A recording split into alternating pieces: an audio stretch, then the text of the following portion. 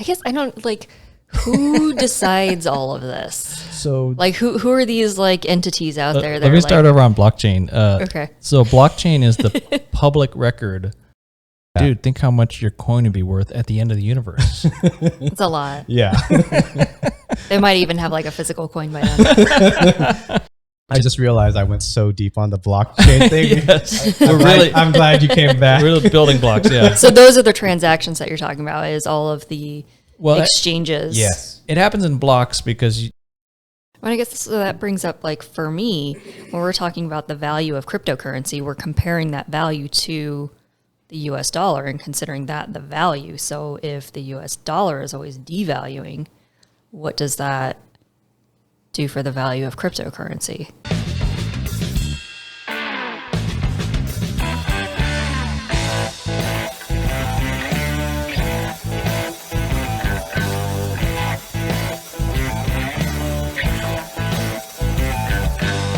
Hello, family and friends. Welcome to another Talks with Liem. This is available to the billions around the world on YouTube in 4K and audio streaming services like Pandora, Apple Podcasts, Google Podcasts, and Spotify. If you like this content, please subscribe, like, comment, and share. And now onto the podcast. Okay, so let's where do we want to start with cryptocurrency? I want to start with Coinbase. Had their IPO. Supposedly, it's supposed to be today, but I didn't see any news on it. So do you know what Coinbase is? Yes, I have a Coinbase you didn't mess around. You went straight to the thing. straight for the throat here. Yeah. No, I told him, I was like, I know nothing.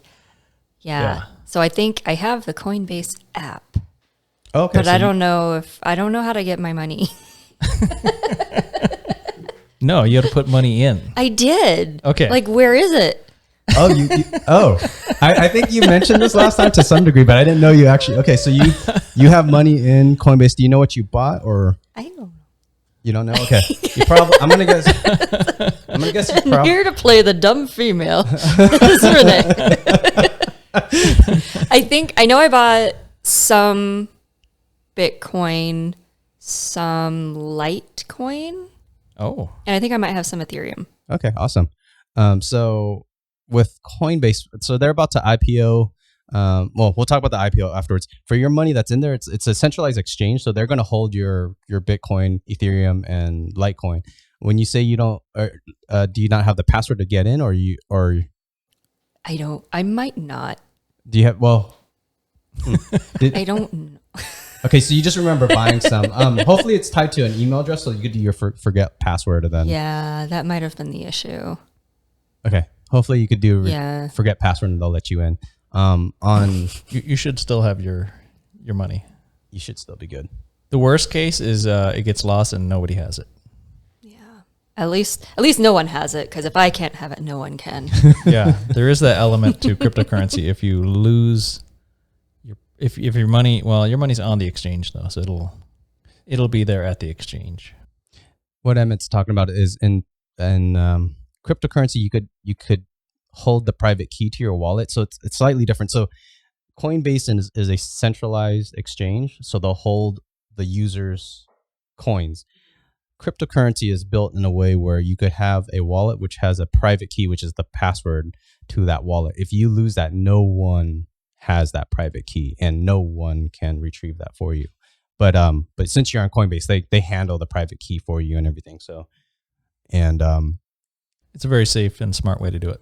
Yeah, when you're starting out, Unless you forget your password and. Well, it's tied, but it's tied to the email, so hopefully you should be able to get in. Yeah, we sometime when you're free, I'll try to walk through that with you. Yeah, I'll need some serious tutorialing. Cool. So Coinbase Symposia Ipo was supposed to IPO today, but I didn't see any news. So IPO, they're valued at $68 billion, and then a lot of analysts were saying they're thinking it's going to be $100 billion or more. I don't know what does that mean? They're just looking as analysts. They're just looking in. Yeah, I think the reason we haven't heard any news yet, because news cycle usually takes a day. So tomorrow you might hear an article about if it IPO'd and went up or down, or what the pricing was or whatever. But also I think they did a direct listing to market, which is a new way that stocks. I don't know a whole lot about this. Oh, okay. Yeah, but so in the old days, there was a lengthy process to IPO your company, to take your company public and issue stock. There was a onerous process, but they figured out some other route to do it called a direct listing. And I haven't studied it all, but I think it's something like you set up a company first, and then you issue the stock through that company that's already set up somehow. Okay. So it's a direct listing, so it happens quicker and with less fanfare, I think. So with the something that Emma and I have been talking about in the last few days about Coinbase IPOing it, because it's the first cryptocurrency exchange to IPO. So this is potentially a very big moment for cryptocurrency. I hope, for me, selfishly, I hope that brings all of cryptocurrency market up, because more eyeballs on cryptocurrency, as in people are saying, Coinbase is such a huge company to be able to IPO. So Emmett's been saying that brings legitimacy to cryptocurrency. I was about to say that. Yeah. There's probably more. Is there more? No, I mean, that makes it a legitimate thing. If it's on the U.S. stock market, that's a real company doing a real thing that's regulated by, the SEC and the federal government and whatever state they're operating in. I think they're based out of San Francisco. So it gives a lot of implicit trust for anybody that was unsure about cryptocurrency, or, sounds sketchy, or you hear old things. Now it's turning into a new world. And I think the best analogy is kind of like Netflix. In the old days, if you were downloading movies off the internet, were you stealing movies or pirating movies or what? But at some point, Netflix became a legitimate company. You could buy movies or your subscription to movies. And then at some point, Netflix IPO'd, and it's one of the top performing tech companies that's in the FANG, right? In that group of high performing tech companies. So hopefully Coinbase is in that realm, I think. But the way Netflix brought a new thing to everybody in a legal and legitimate way, I think Coinbase does the same thing for cryptocurrency. When do you think, in your mind, that, or actually, do you remember around what date you put in that money into Coinbase? Just a while, over a year ago. Over a year. Oh, you're good. It probably wasn't a whole lot. So, well, who knows what it is. Emmett's saying that because probably since a year ago, you're looking at. No, it's probably more than that. Probably around 2017, 2018. So that's when I was. Well, it was after that 90. Do you remember when it was at a peak? Do you remember people saying it was a big peak, or did it have a big crash? Do you happen to remember? I think it was in the middle somewhere. Yeah, you're good.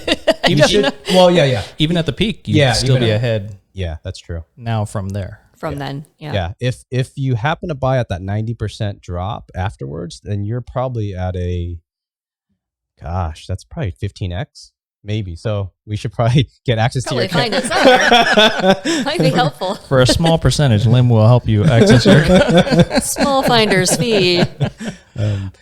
So one interesting point about cryptocurrency is you invest in other things, you buy the things, you're looking for appreciating assets, right? You want to own something that grows in value. So I don't know of a lot of things that normal people can buy that does that. So houses, stocks, I don't know. After that, maybe like collectibles or art or classic cars, but you kind of almost have to be an expert in watches or antiques. Legos. Yeah. So you can't just buy any Lego though. You have to know which one is valuable, right? So as far as general things, I think cryptocurrency is probably the third category for me of appreciating assets. But what's interesting is that we're used to real estate and the stock market going up by percentage. So like the real estate market is on a tear and it's going up like 12% a year. Mm-hmm. And this year is going to be incredible when the numbers come out. But the stock market and a good year is 10% gain, right? Your money grew 10%. But with cryptocurrency, it is so volatile and so wild that you'll see multiples of like this year you're up, it will say 15x or 3x. Like this year it tripled in value. So that's the attraction to me, is that I can put in a relatively small amount and potentially have a multiplying gain on whatever money you put in. Mm-hmm. So that's exciting to me because I come from an accounting my degrees in accounting is where I started. So the difference between making a percentage and making a multiplier is a whole world of difference, right? Yeah, it's exponential. Yeah. Yeah. In 2017 or 18 when you bought, do you kind of remember what was going through your mind, or did people talk you into it, or what were you thinking about cryptocurrency? I don't know. I think I was. Yeah, what was your motivation? What brought you here? That's usually my question. How did you find Jesus?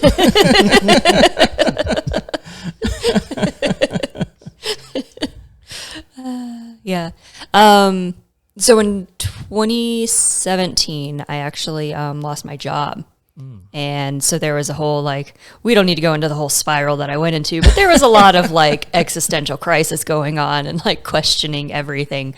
And I had a few friends that had got into crypto like really early on. Yeah. Like Bitcoin was 10 cents kind of thing. Oh, yeah. Like way back in the day. And, you know, they're always talking about it, you know, like, hey, you should get in on this. And I'm like, all right, I'll throw a couple here and there and see what happens. And Yeah. I don't remember being like impressed within the first, you know, immediate, you know, however minutes, like months that I was actually paying attention to it. Yeah. But I'd be curious to see what it is now. Yeah. Did any of your friends kind of tell you just the premise of blockchain, decentralized blockchain, and what it brings and why it's good or anything? So, yeah, I mean, they described a lot of like the why it's good. But in terms of like what is how does this work, like the mechanics of it, it's so intangible to me that it's just like voodoo. So I kind of like gave up trying to understand it and just like, all right, like how's electricity work? I don't know, it just does. So it's all very abstract to me, and I'm guessing that's what kind of scares a lot of people away. That like where are my Bitcoins? You know, like where are they? Yeah. I can't see them. I can't touch them. I don't like, you know. They're on the blockchain. And they're on the blockchain. Like, where is that? Yeah. So it's like you're putting a lot of faith in just kind of your computer. Yeah. And the wizards behind it. Yeah. Yeah. I think me and you talked a little bit about the mining nodes around the world and how they're all decentralized and how they work in unison because there's open source code, which all of them have the same code. If they alter the code, did we talk? I think we did talk about that. A little bit. But you say all that like you're not speaking French. Right? So yeah, I heard what you said. I heard the words. Well, that kind of makes sense because there's the whole, it gets mined places, and it's not like there's a mountain with a bunch of Bitcoin in it, but it's all like happening digitally around the world. So the whole code thing makes sense. Yeah. It's still voodoo though. I'll say, I'll try to start it where it started making sense to me. So RSA is an encryption that is pervasively through almost everything that's at the internet. Like anytime you see a website that's HTTPS ://www.google.com, if it doesn't have that S in there, then it's not using RSA encryption. RSA is the three initials of the three guys that came up with this encryption. But that I did not know. As far as I know, those Riley, Sam, and Asherton. No? I don't know. I was Robert. Sorry, guys. I thought you were going. I'm going to look it up. So these three guys came up with it supposedly, but from my understanding, so this goes. I don't know this for sure. I think I've researched or double checked it twice, and I still forgot. But even in World War II, World War I, when they sent encrypted messages from America to, say, Germany, what they did was they did a super low form of RSA encryption, which is you take two prime numbers and then you do this. There's a bunch of math, and then you get a private key and a public key. Let's say you take the prime number of 3 and 13, but you wouldn't normally do that. Those are super easy. The prime numbers nowadays are things that have like I believe, I'm not positive of this, I think there's like 9 digits or more in their prime number. So the odds of you guessing which prime numbers are to that RSA encryption or to that thing that you're trying to decrypt is very unlikely, because there's millions and millions of prime numbers. So it's unlikely that you would guess. But with humans back in during World War II, it'd have to be done by hand. There wasn't really, I don't think there was calculators back then. Probably very crude. So they'd have to pick an RSA encryption, which this is going to later on when we talk about quantum computers. If they had slide rules. A slide rule is a mechanical calculator. Yeah. Well, yeah. I think in the I know stuff. I think in the Turing, Alan Turing movie, was it called? I forget the name of that movie, but I think they showed A Tortured Mind. No, A Beautiful Mind. Different guy. Oh, different mathematician? Yeah. Sorry, I quit. I request this be edited out. So I request to stay in. So back then they had to pick easy prime numbers because you have to do it by hand. But if you pick too hard of prime numbers, even by hand, to decrypt it when you know the answer, or you know the keys, it would take forever to decrypt that message. So it's this long algorithm to take the 2 prime numbers, multiply the message, and you get this long string. So then if you have the private key, you could decrypt it, but there's still a lot of math. But nowadays we take that for granted because computers are able to compute that super, super quick.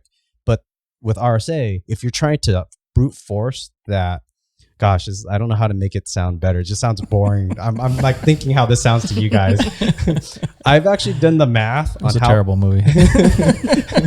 I think right now RSA encryption on most cryptocurrencies is 256 bit. It goes up 256, 512, 1000, 2048. It keeps on going up. But right now, conventional computers, that computer over there, it takes forever to hack a 256 bit. Like literally forever. Literally. I actually did the math. I'm a nerd. It's a 1 with 70 zeros, and that's how many years to hack one wallet. If you know the public key to it, you need to hack the private key. It would take 1 with 70 zeros. That's how many years. So it's the end of the universe. Like if computers don't upgrade, then it's fantastic because you have an algorithm that. Dude, think how much your coin would be worth at the end of the universe. It's a lot. Yeah. They might even have like a physical coin by then. Well, people are kind of actually working on that. So jumping to quantum computers, if someone says like, am I afraid of it? I'm like, no, I think you just jump up to, if quantum computers could hack the 256, let's try 512. If they're able to hack that, then go to 1 meg, 1024. If they're able to hack that, then.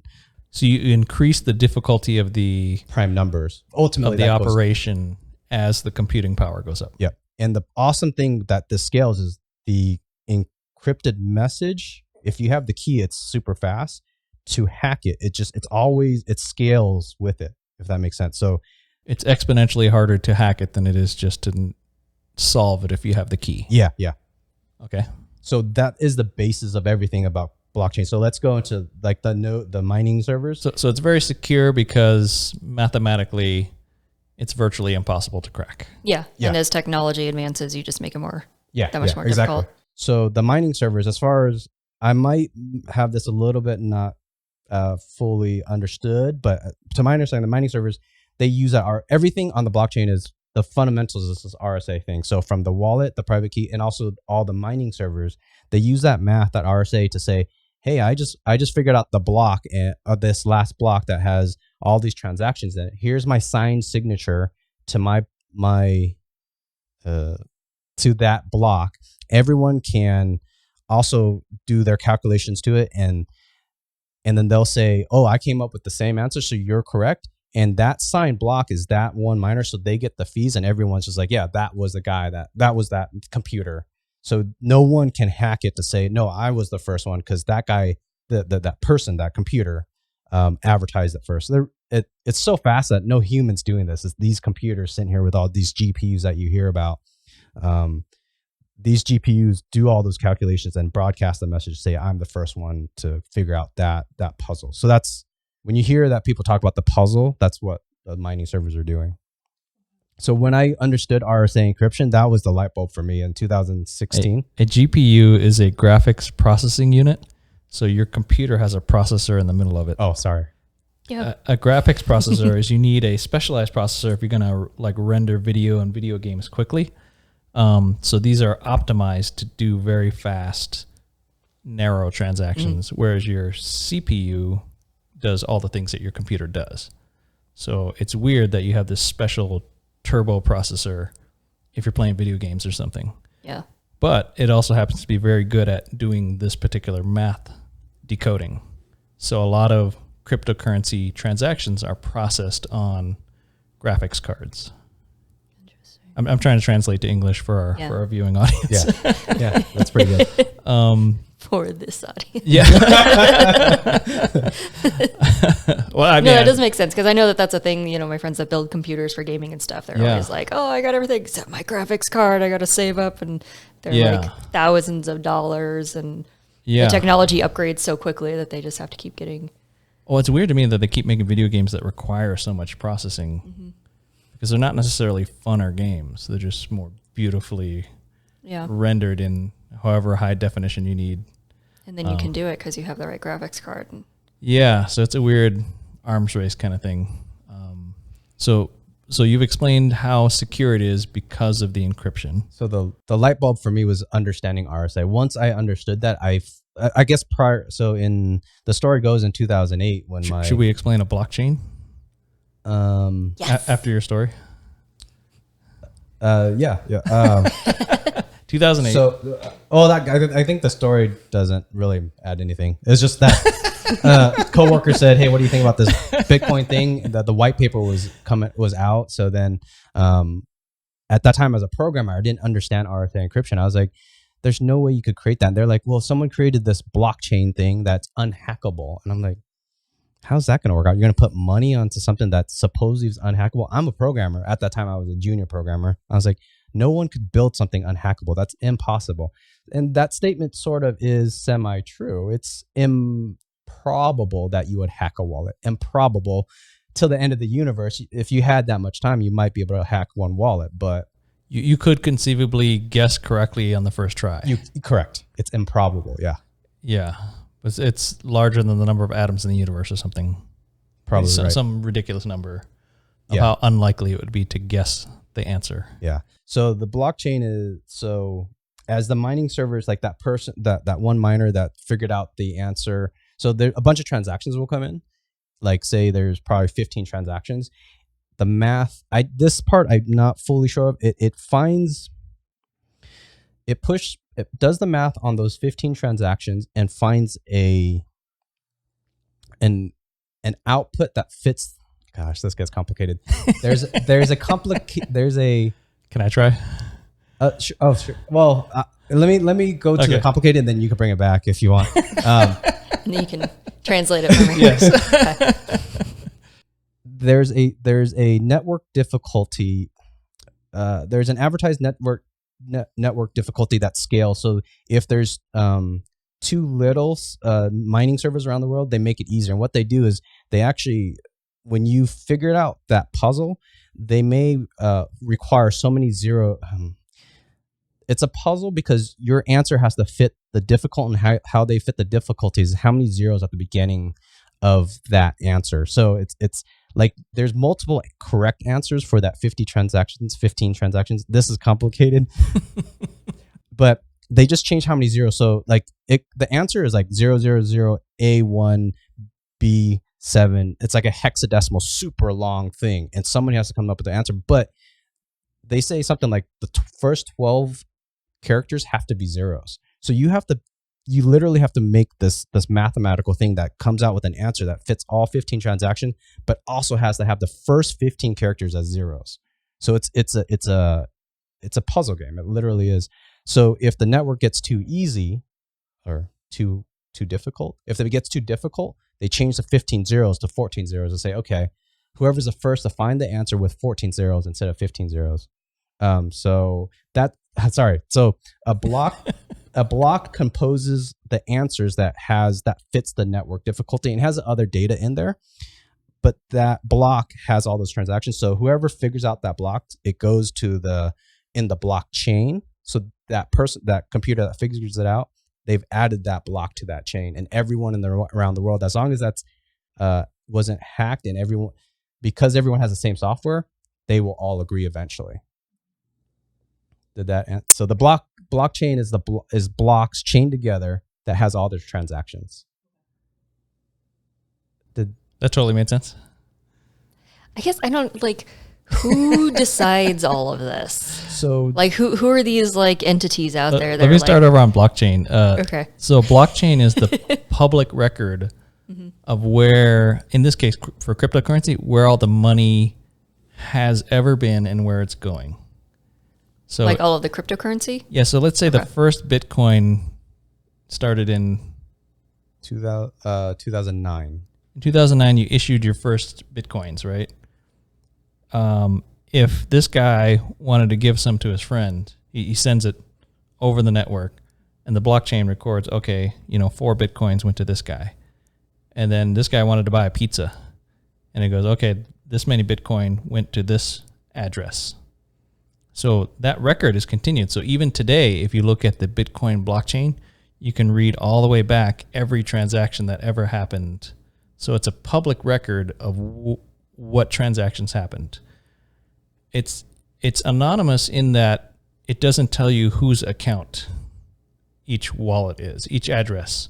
Each address belongs to somebody, but it doesn't tell you whose address it is.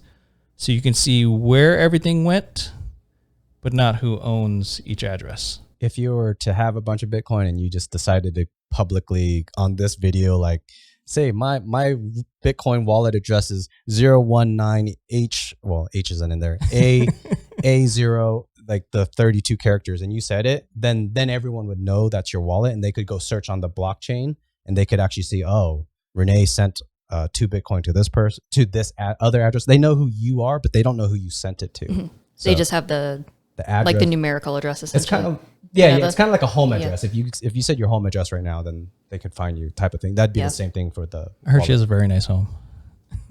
Nicer than Renee Zellweger's. That's great as hell. So the blockchain is this ongoing record of every transaction Okay. that ever happened, in this case in Bitcoin, right? So I just realized I went so deep on the blockchain thing. yes, I'm glad you came back. we're building blocks, yeah. So those are the transactions that you're talking about, is all of the exchanges. Yes. It happens in blocks because you're not just doing one transaction at a time. You're going, here's a bunch of transactions. So in a group, you're batching the transactions. Okay. So instead of spending all your time processing one by one, you can do it in chunks. So it's public in that anybody can read it. Mm-hmm. It's anonymous in that we don't know who owns what addresses. It's distributed because it doesn't happen on one computer. It goes out over the network, and all of the mining computers that are on the Bitcoin network, for example, are competing to decode the transaction first. And the first guy to get it, and if enough other computers verify, yes, he got it first and he did it correctly, then there's some transaction fee that goes to that guy. Okay. And it happens in such a fashion that if everybody on the network more or less gets kind of an equal number of wins. So if there are fewer miners, then they'll make more money. Mm-hmm. If there's too many miners, then they'll each make less and less money per transaction. So that's like, because there's like all these apps out now where like you just leave the thing on your phone and you walk around and it like mines Bitcoin. So that's basically what it's doing. Yeah, they have those, Okay. but no, those on the phones usually the CPU and or GPU on the phone. I don't know if phones have GPU, but the CPU on the phone is not very powerful, so it's not going to really yield you very much. Yeah. But that's Same concept. That's the concept. Yeah. Okay. Yeah, you're like, hey, I'm not using these processors on my phone, so it can go on the network and maybe it'll catch some money by doing some transactions. Okay. It'll get some tiny share of the bounty. So that's what makes it distributed. Okay. If it's a public record and it's distributed, then it's kind of that's the decentralized part. And what's attractive about that in some ways is that it can't be controlled or manipulated or erased, or you can't lie about what happened because everybody has a copy. So once you put your processor on the network, it has a copy of all those transactions, more or less. You can correct me. Yeah, I don't know. Most miners are just processing, and other miners will confirm it, but they actually really don't hold it. There are full nodes. That's what full nodes are actually what would hold the full blockchain. So the whole record. Yeah. Okay. Full nodes is a funny thing. It's actually super good for the network, but most people don't run a full node. Who needs another copy? Yeah. Yeah. Exactly. Of what happened in 2008. Yeah. Exactly. And especially if millions of miners around the world are saying, yes, this next record is right, this next record is right. Yeah. There's kind of sort of no need. The only thing I could imagine is for a this is way beyond, this kind of, I guess, advanced. I would imagine a company, if they wanted to build a very super secure crypto exchange, maybe they could. I'm actually not even fully sure. I would think they should put up a full node and watch for any discrepancies as the network, because there's naturally there's attempted hacks all the time. So they should probably have a full node up just to catch, because they could rely on their node unless their node gets hacked, and that kind of sucks. But so anyways, full nodes would have the whole blockchain. Nodes that miners don't really have the full blockchain. They're just processing those new things coming in and out. Okay, that's an upgrade to my understanding. That's good. I'm very upgraded here. So with all the miners in the world, I like to go into this concept that decentralization brings a consensus of truth. Now this goes beyond like cash and money. Like it's just, even cash itself is just data. I'm giving you $2. If I gave you $2, that's just kind of just data. Because later on, if you want to buy 2 candy bars, my candy bar thing, I think it sucks to say that $1 only buys you a candy bar, because back in the day, like you could buy like probably 3 candy bars back when I was younger. Depends on which day you're talking about. Yeah. So anyways, how far back is this day? Yeah, you could go back to like 1 penny Hershey bar or something, right? Yeah. So if I gave you $2 and you go buy 2 candy bars, that's just really, it's just data. It's not what is money. No, it's candy. Snickers are delicious. It is calories. So I think keeps you from turning to Joe Pesci when you're hungry. Was he in the movie Casino? Is that Joe? No. Yeah, all those gangster movies. So consensus of truth, I think, brings an entire paradigm. Like it's so massive that it's baffling. It's almost baffling to me that there's so much money in cryptocurrency, and you hear almost no one talking about it. Consensus of truth. Now, I probably get too far into the future, like sci-fi and this type of stuff, but this technology is so revolutionary where people don't even understand where it's going to go. It's like if in 1994 someone says, "Hey, we're eventually going to have this company that doesn't own cars and or the drivers. These employees bring food, which is called Uber Eats, to your house." Like if someone said that in 1994, that we're going to have Uber Eats, that you could get Uber Eats through some phone device that's like a supercomputer, like I would have not believed that. That's where I see this. I think this paradigm shift can go. Will it happen? Probably not. Humans are stupid, but I think that's where it could go. I just saw a meme of a dude that was so high on baked that he went and ordered pizza, and he didn't realize he didn't actually order the pizza. He ended up paying $15 for a side of ranch to arrive at his door through like a DoorDash or something, because he was just see it happening, just smoked out of his mind. And just that side of ranch. Yeah, it's the delivery fees they get you. Yes. Yeah. But yeah, that is an insane concept for anybody from an older time, right? When you even think about it, I remember the first time somebody told me that they were like, in Japan, they have cameras on your phones. And I'm like, well, why would you need that? That's stupid. That's never going to take off. Yeah. Yeah.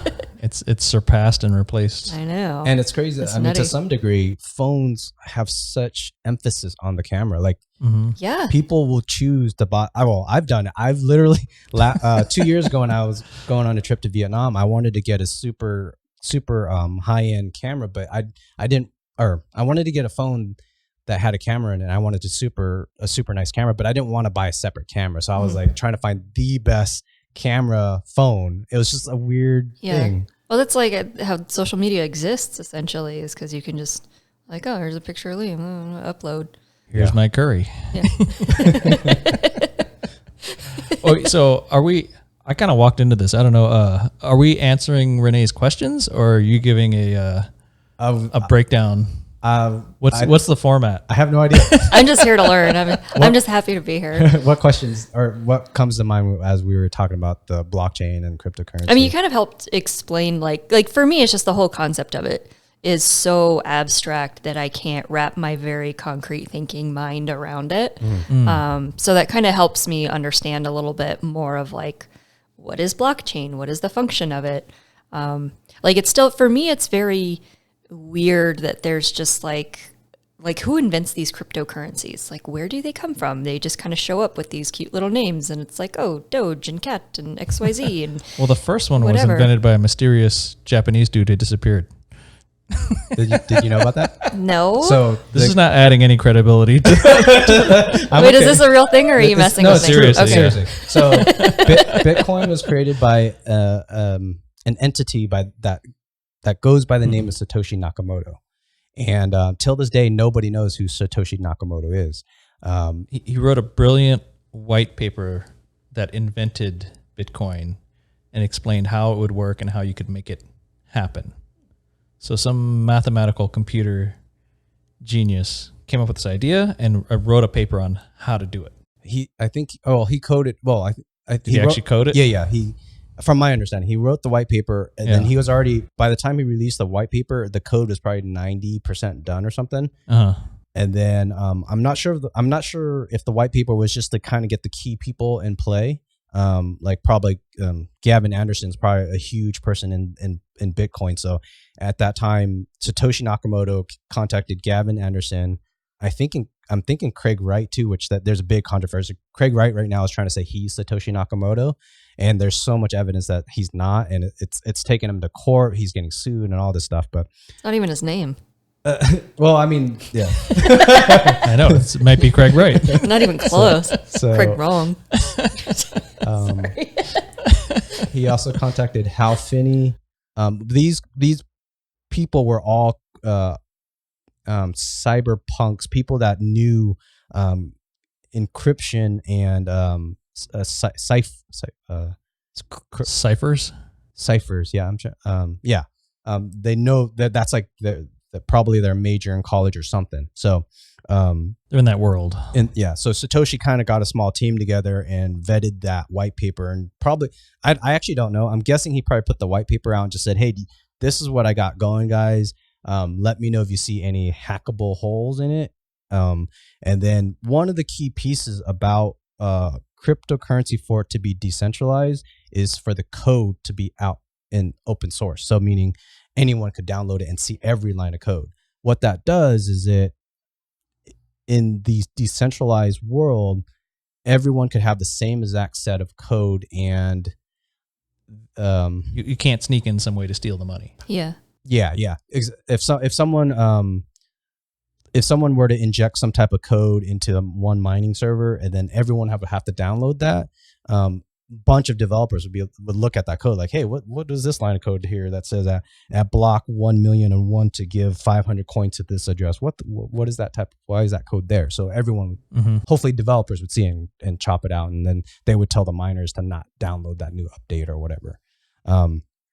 So there's GitHub, which has the code. I probably shouldn't get into that, which that's where all the developers put the code. So we don't know who Satoshi is, but all these other newer coins, I think every new coin we pretty much know who the creator is. They usually advertise and put out a white paper, and they could look at the white paper and then the code, and that's all published online. And so there are some very reputable coins that have a development team, and you know exactly who they are, and they go on podcasts, and they work in a public place, and everything's above board. And then there are hundreds of coins that are just some dude copied the code here and slapped a new name on it. So it pays to research your coins if you're picking coins. Yeah. So don't just like go off of like cool names and stuff like. No, unless it's Dogecoin, then. I mean, dude, Doge has had a pretty big or jump. Doggy Coin for other. Doggy coin. Yeah. So I would have been a millionaire if I would have put my money in Doggy Coin. Yep. So that one was invented as a joke. Yeah. They were saying, "Hey, look at this cryptocurrency. Anybody can watch me make a cryptocurrency," and here it is. You just need the right Twitter account behind it. Yeah. Apparently. And with open source, I mean, that's sort of Litecoin. Let's just take Litecoin's a good one in the sense of, personally, I wouldn't put a lot of money in Litecoin, but it does have a good set of developers as far as I understand behind it. So what happened, from my understanding, Bitcoin was going along, and then a set of developers like, hey, Bitcoin is too slow in doing this, so let's change this. And then some of the, I think a big portion of the Bitcoin community is like, no, we don't like that change that you're suggesting to make it do something else that we don't want. Whether it be, I don't know what it was. I'm guessing it was probably the size of the block. Was their goal to make it faster transactions? I think so. That probably size of the block would make sense on that. The bigger the block, the faster it goes, but the potentially less secure it can be. Yeah. So the legitimacy and the development of a particular coin is not necessarily tied to its price or its value or its popularity on the market. And because it's open source code, you could just go take Bitcoin code, just create your own new coin, and without being a legitimate person or anybody that knows anything about it. Or if you have, even worse, if you want to steal people's money of some sort, or you don't care about people, you'll pump this coin that you just made, the Renee coin, and then you like buy some advertising time on the Super Bowl weekend, Super Bowl advertisement, and then just get people to buy it, and then you sell all your coins all of a sudden. So that's where this is a great. Tell me more about this. Making my own. Tell me more about Renee Coin. I think it's harder than it sounds, because you could go get a copy of Bitcoin code. Any cryptocurrency, any true cryptocurrency will have their source open source. Any of their code open source. But I think getting marketing and getting people to know about it, that's harder than it sounds. Because the value, I guess from my understanding, the value comes kind of like the stock market, like how much interest there is in it in terms of like people buying it, or yes and no ish. So yeah, anybody can copy and make a new coin with a new name on it. So that's happened a lot. If you convince people that there's some legitimate thing behind it, some coins are like, hey, we're going to be money for video games. Or some coins are like, hey, we're going to invent this game with kitty cats on it, and you can trade kitty cats. And sounds awesome. Or that one. So that was a super popular thing a few years ago. Oh, was that a thing? Yeah, it was. Did I miss the boat on that? Yeah, it was a wild year for crypto kitties. Yes. Dang it. There were these ugly digital characters. Well, I shouldn't say ugly. They were strange, crudely drawn. You just don't want to use the word cute. They weren't cute. I'm not even into cute stuff, but they were funky cartoon characters of cats, and you could get different features on them. And then like collectibles, you're trying to get certain cats or whatever. So people got excited about it. I think partially because it was one of the first things you could buy on the blockchain. It was at a time when people were struggling to find things to buy. Yeah. So there was some excitement over it, and then people got bored of it, and what do I do with this? What do I do with this cat? Yeah. So each coin kind of puts forth its kind of reason for being, and it can get popular. There are some coins that are like designed to kind of anonymize you and your transaction. So if you were doing something you didn't want anybody to see, you could send it into this other coin, and it'll get all mixed up, and then it's not as easy to track where like stuff went. Bitcoin laundering, crypto laundering-ish. Yeah, have you heard of any? I haven't heard of that in particular, but I know. I mean, not that it's like you're getting it illegally, but you don't want it. Yeah, I know the federal government's always looking for that. Yeah. They have task force that are monitoring it and looking for illegal activity. So I wouldn't do it if I were you. We watched that one short documentary from that lady that worked at the task force for blockchain or cryptocurrency money laundering, and she said, yeah, I forget if it was the Department of Justice or something like that she was. And the conclusion was it happens so little, as in the amount of people using cryptocurrency to do illicit things, the number is so low. So the argument, she actually left that. She started liking cryptocurrency so much, she actually left her job to get into a cryptocurrency job. So so to catch the bad guy, she had to get so good at it and understand it all. Yeah. And then she was like, hey. That's kind of cool.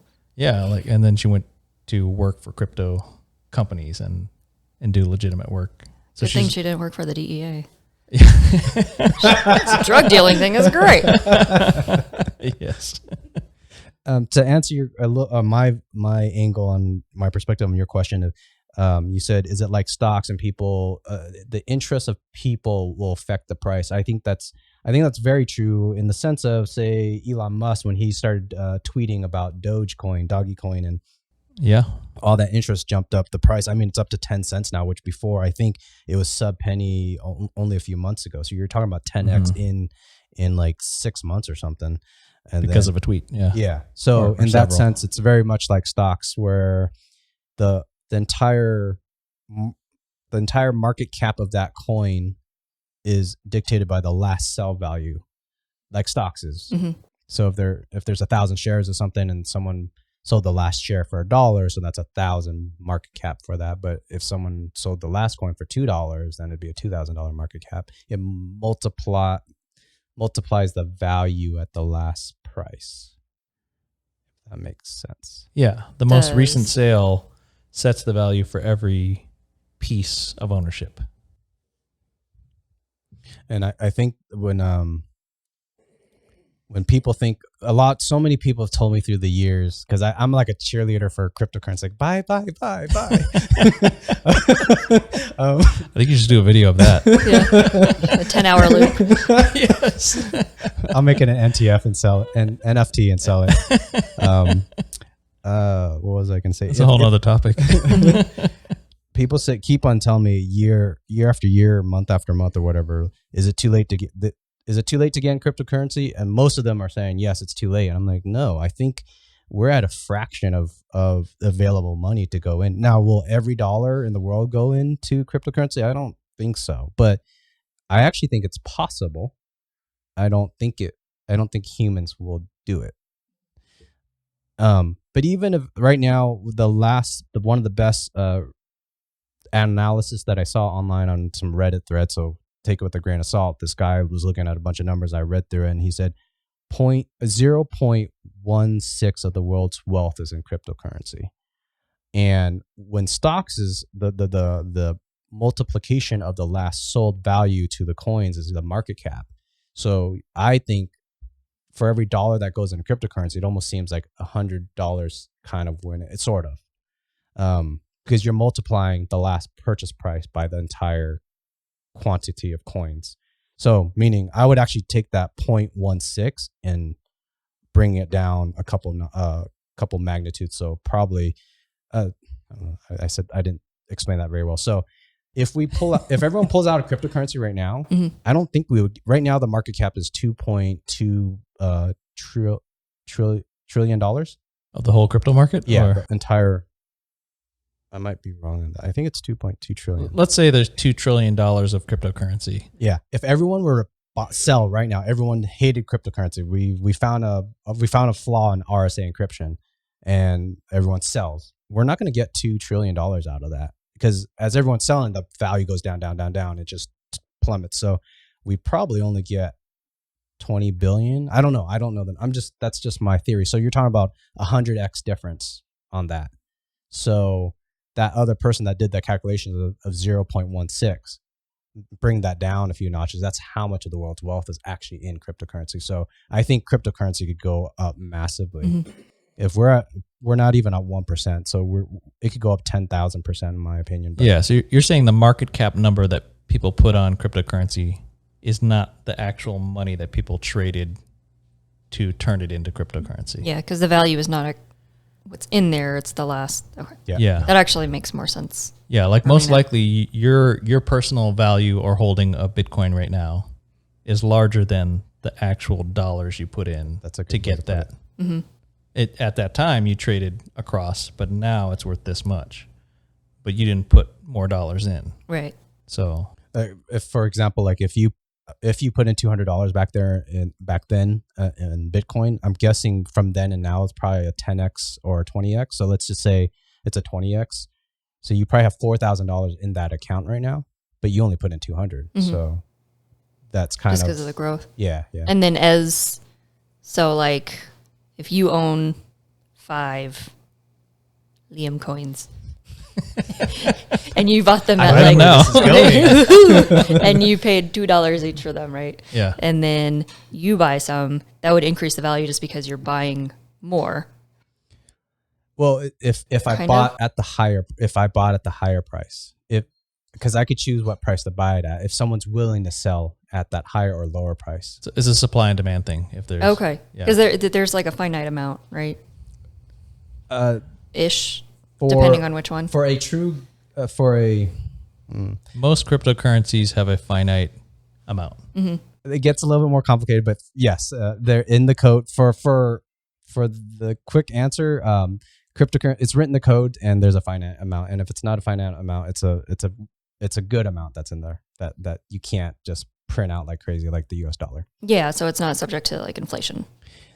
There is some code that does work with inflationary things, but not to the level of what the US is doing. Okay. But it's all agreed upon by the miners and the community. So it's like Ethereum has supposedly an inflation. I actually don't know enough about this. There's supposedly an inflationary thing that the miners and the community can have more Ethereum in the end, but it's not going to be like, is it 100 million Ethereum? It's not going to jump to 700 million. There's a limit.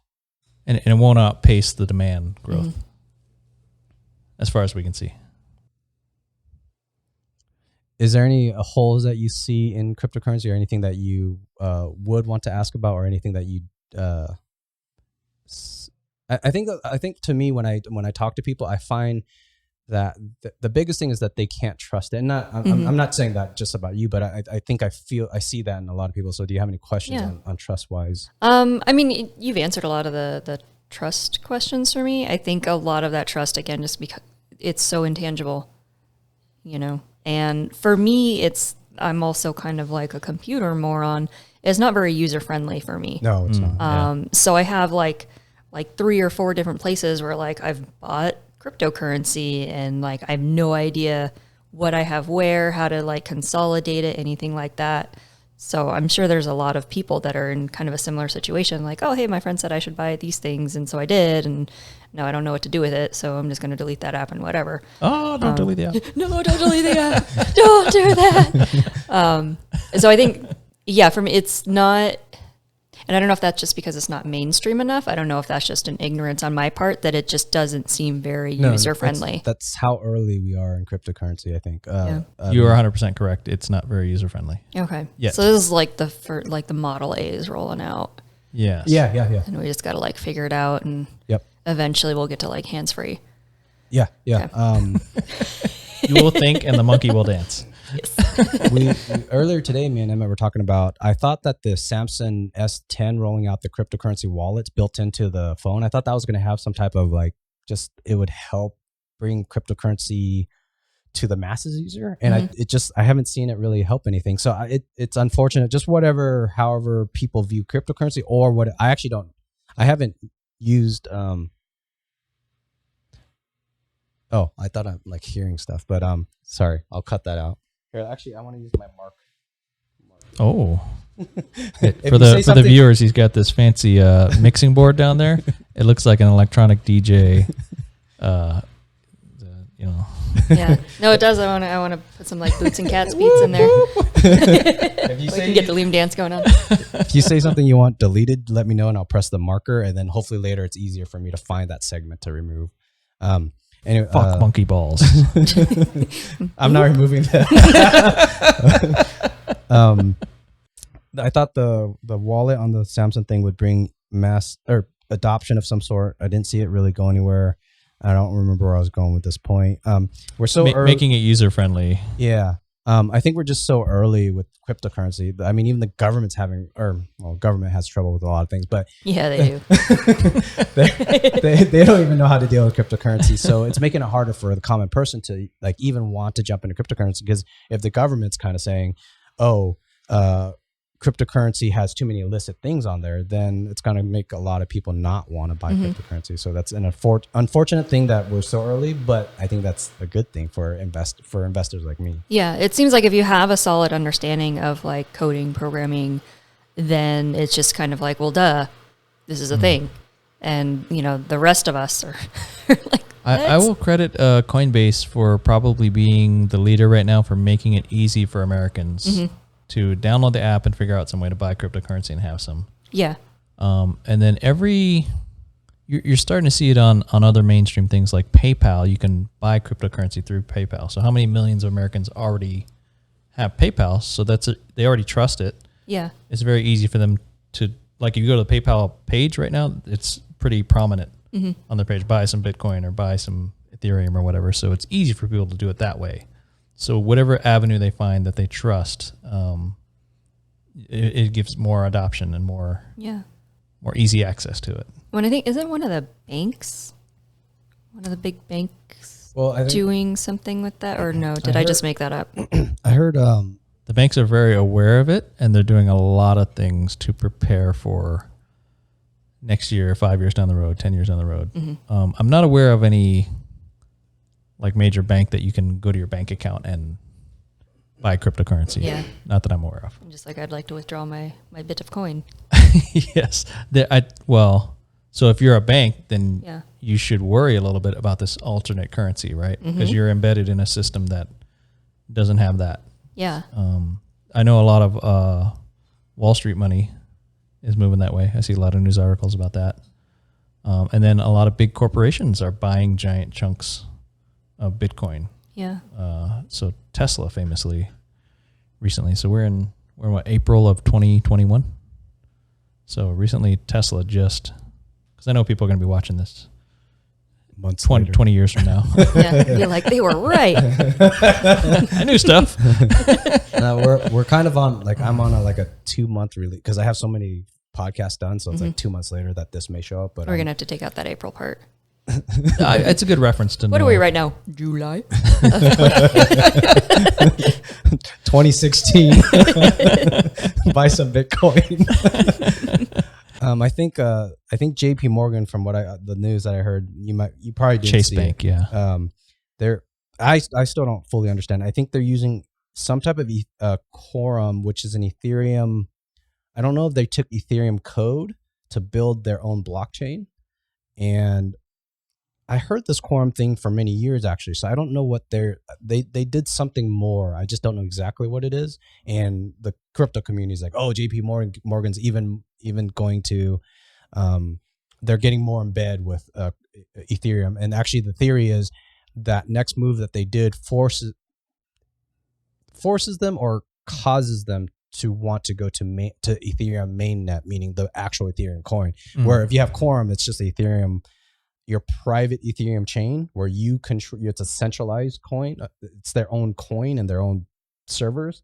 But supposedly the Reddit community is like, JP Morgan's going to go to Ethereum. So that's their thing. But Reddit community, online stuff. So how much can you trust it? They're a hyper crowd, the Reddit gang. Yeah. Oh, that Reddit crowd. Wall Street bets. Yeah. GameStop. So understanding and trusting new technology, is that part of the barrier? Probably. So I would equate it to the early days of the internet, right? Like nowadays we readily enter our credit card info. I just ordered some Papa John's pizza, I just ordered some pizza yesterday and easily typed in my credit card info and I didn't worry about it too much. But you go back in time, there was a time where like, are you insane? Why would you put your credit card info on the internet somehow? You know, so there's a slow building of security and trust, right? I would think that also connects with the thought of how early we are in cryptocurrency, because if I'm saying cryptocurrency, potentially we're in 1994 of the internet. So you put in your credit card information yesterday. Yeah. Cryptocurrency will, I don't know how many years out, but it seems like cryptocurrency itself is stuck in, or currently at 1994. Eventually we're going to get the super easy things to pay for Papa John's through some online thingy. Eventually we'll get there to the point where you could pay for Uber Eats with cryptocurrency, but we're just, we're not exactly there yet for the masses. I mean, we currently log into our bank account on our phone, right? Yeah. Well, I don't actually.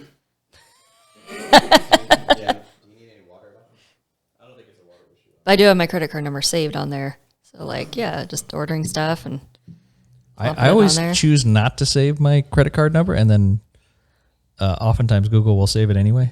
Yeah. Like I thought I said no every time.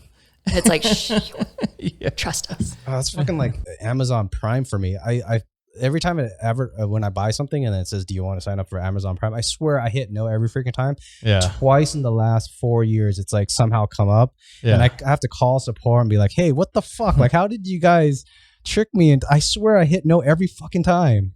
They move the button real quick. Yeah. And then I end up I don't check my bank account, maybe till like 3 months later, because I'm lame like that. I'm not good on my finances. So all of a sudden I see 3 months worth. You're too busy looking at the future. Yeah. I see 3 months of Amazon Prime. I'm like, fuck those motherfuckers. This whole time. Yeah. So currently we do so much financial stuff on the internet and through our phones. We're buying stuff on Amazon. We're banking.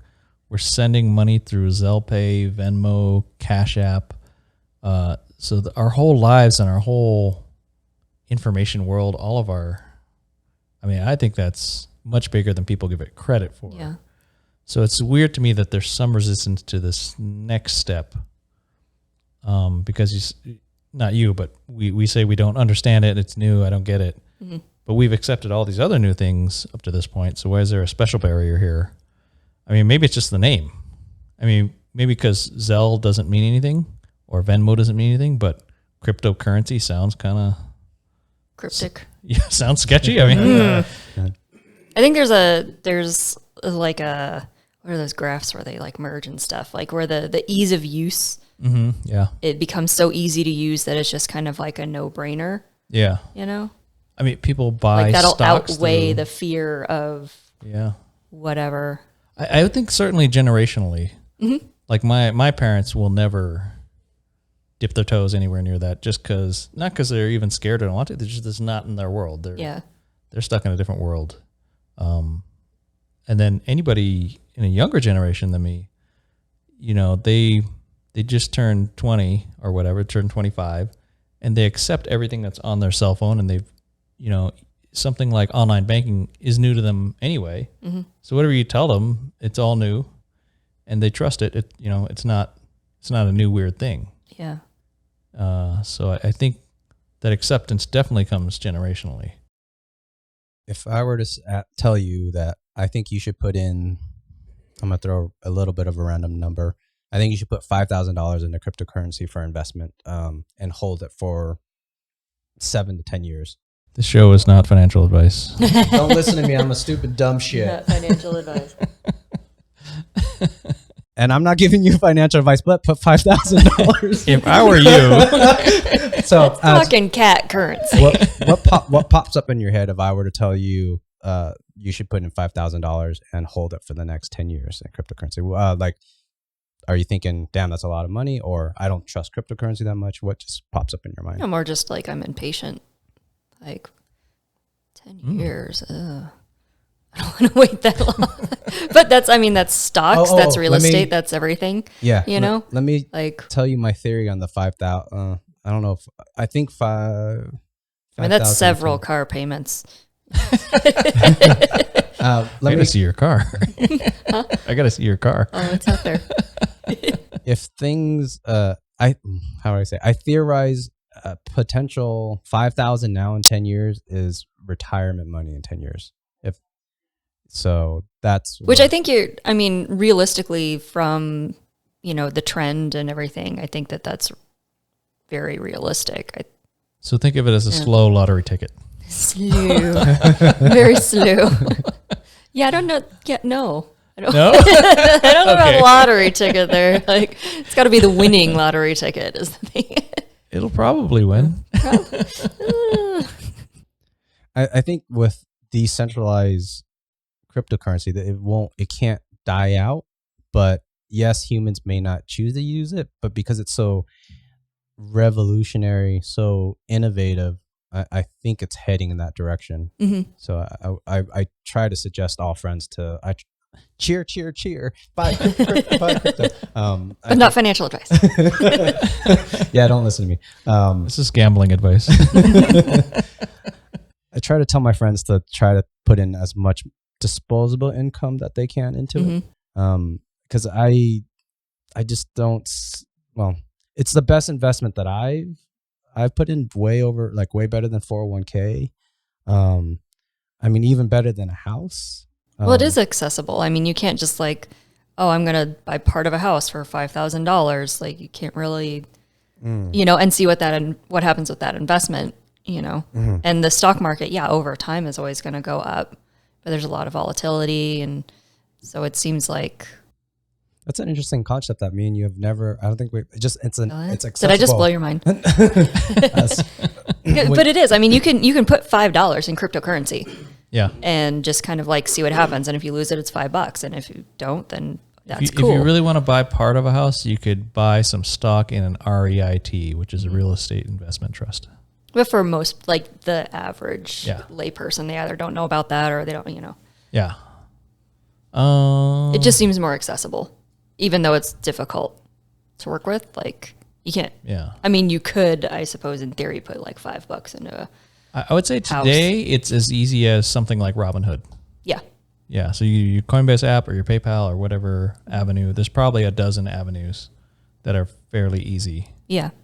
To buy cryptocurrency with. In fact, here in Las Vegas, the Terrible's gas stations all have. Oh yeah, they have like crypto ATMs or something. Yeah. So remember 4-5 years ago, we were looking into getting some of those. To operating ATM machines.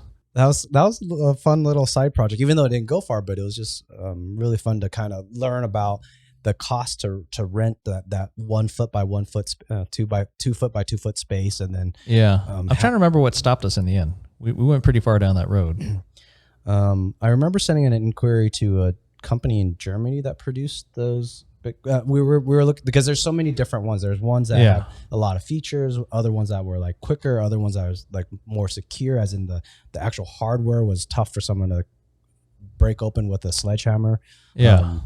And then there's so many features, and then the one that we found in, I think, Germany, the price was a lot of them were, I think, $12,000 or $15,000, and the one in Germany was $4,000 or something. Yeah. And then I think it was that, if I remember where we stopped, was you'd have to go talk to a lot of bars and or convenience stores and get that contract to get okayed, and it was just to rent the location to put your machine or get the permission to put your machine there. But I would imagine we would have went deeper.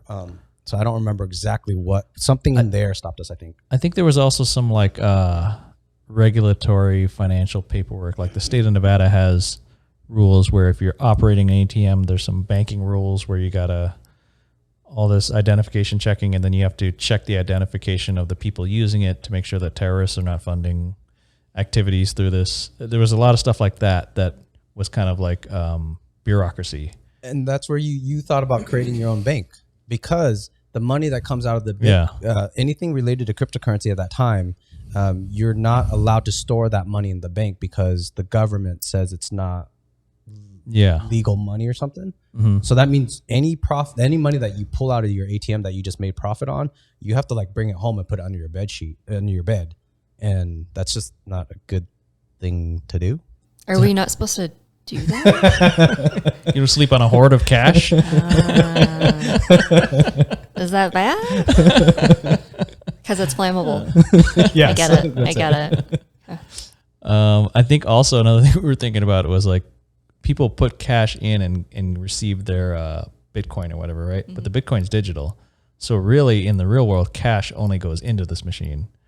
And so we were thinking about, well, shit, if you have to empty this thing, are we packing heat and going at strategic times to go clear the cash out of the thing? Do you go the armored truck route or do you go the incognito route? Yeah. You know, just walking with like a Jack in the Box bag and be like, nothing in here. Yeah. Not that stopped us, but it was a thing to think about and consider. You'd want to roll in full SWAT just to look cool. just armored up and that'd be awesome. And then one of the other train of thoughts, or one of the other thoughts that we had was just we were looking at crypto and how many the X factor, how many magnitudes it could grow. We're just like, well, I think that's what stopped us. If we spend, I forget if we talked about buying 3 of those machines. So we're looking at $15,000 or something. Yeah. And so we're like 15,000. We should buy 15,000 in Ethereum or Bitcoin or whatever. And just you see the chart going up like crazy. So yeah, we figured we could make more money just by buying cryptocurrency instead of operating some complicated ATM route. That makes sense. I think that's what did it in the end. This would be more profitable. So similarly, Liem has operated some mining rigs. Is this info you don't want? no, that's fine.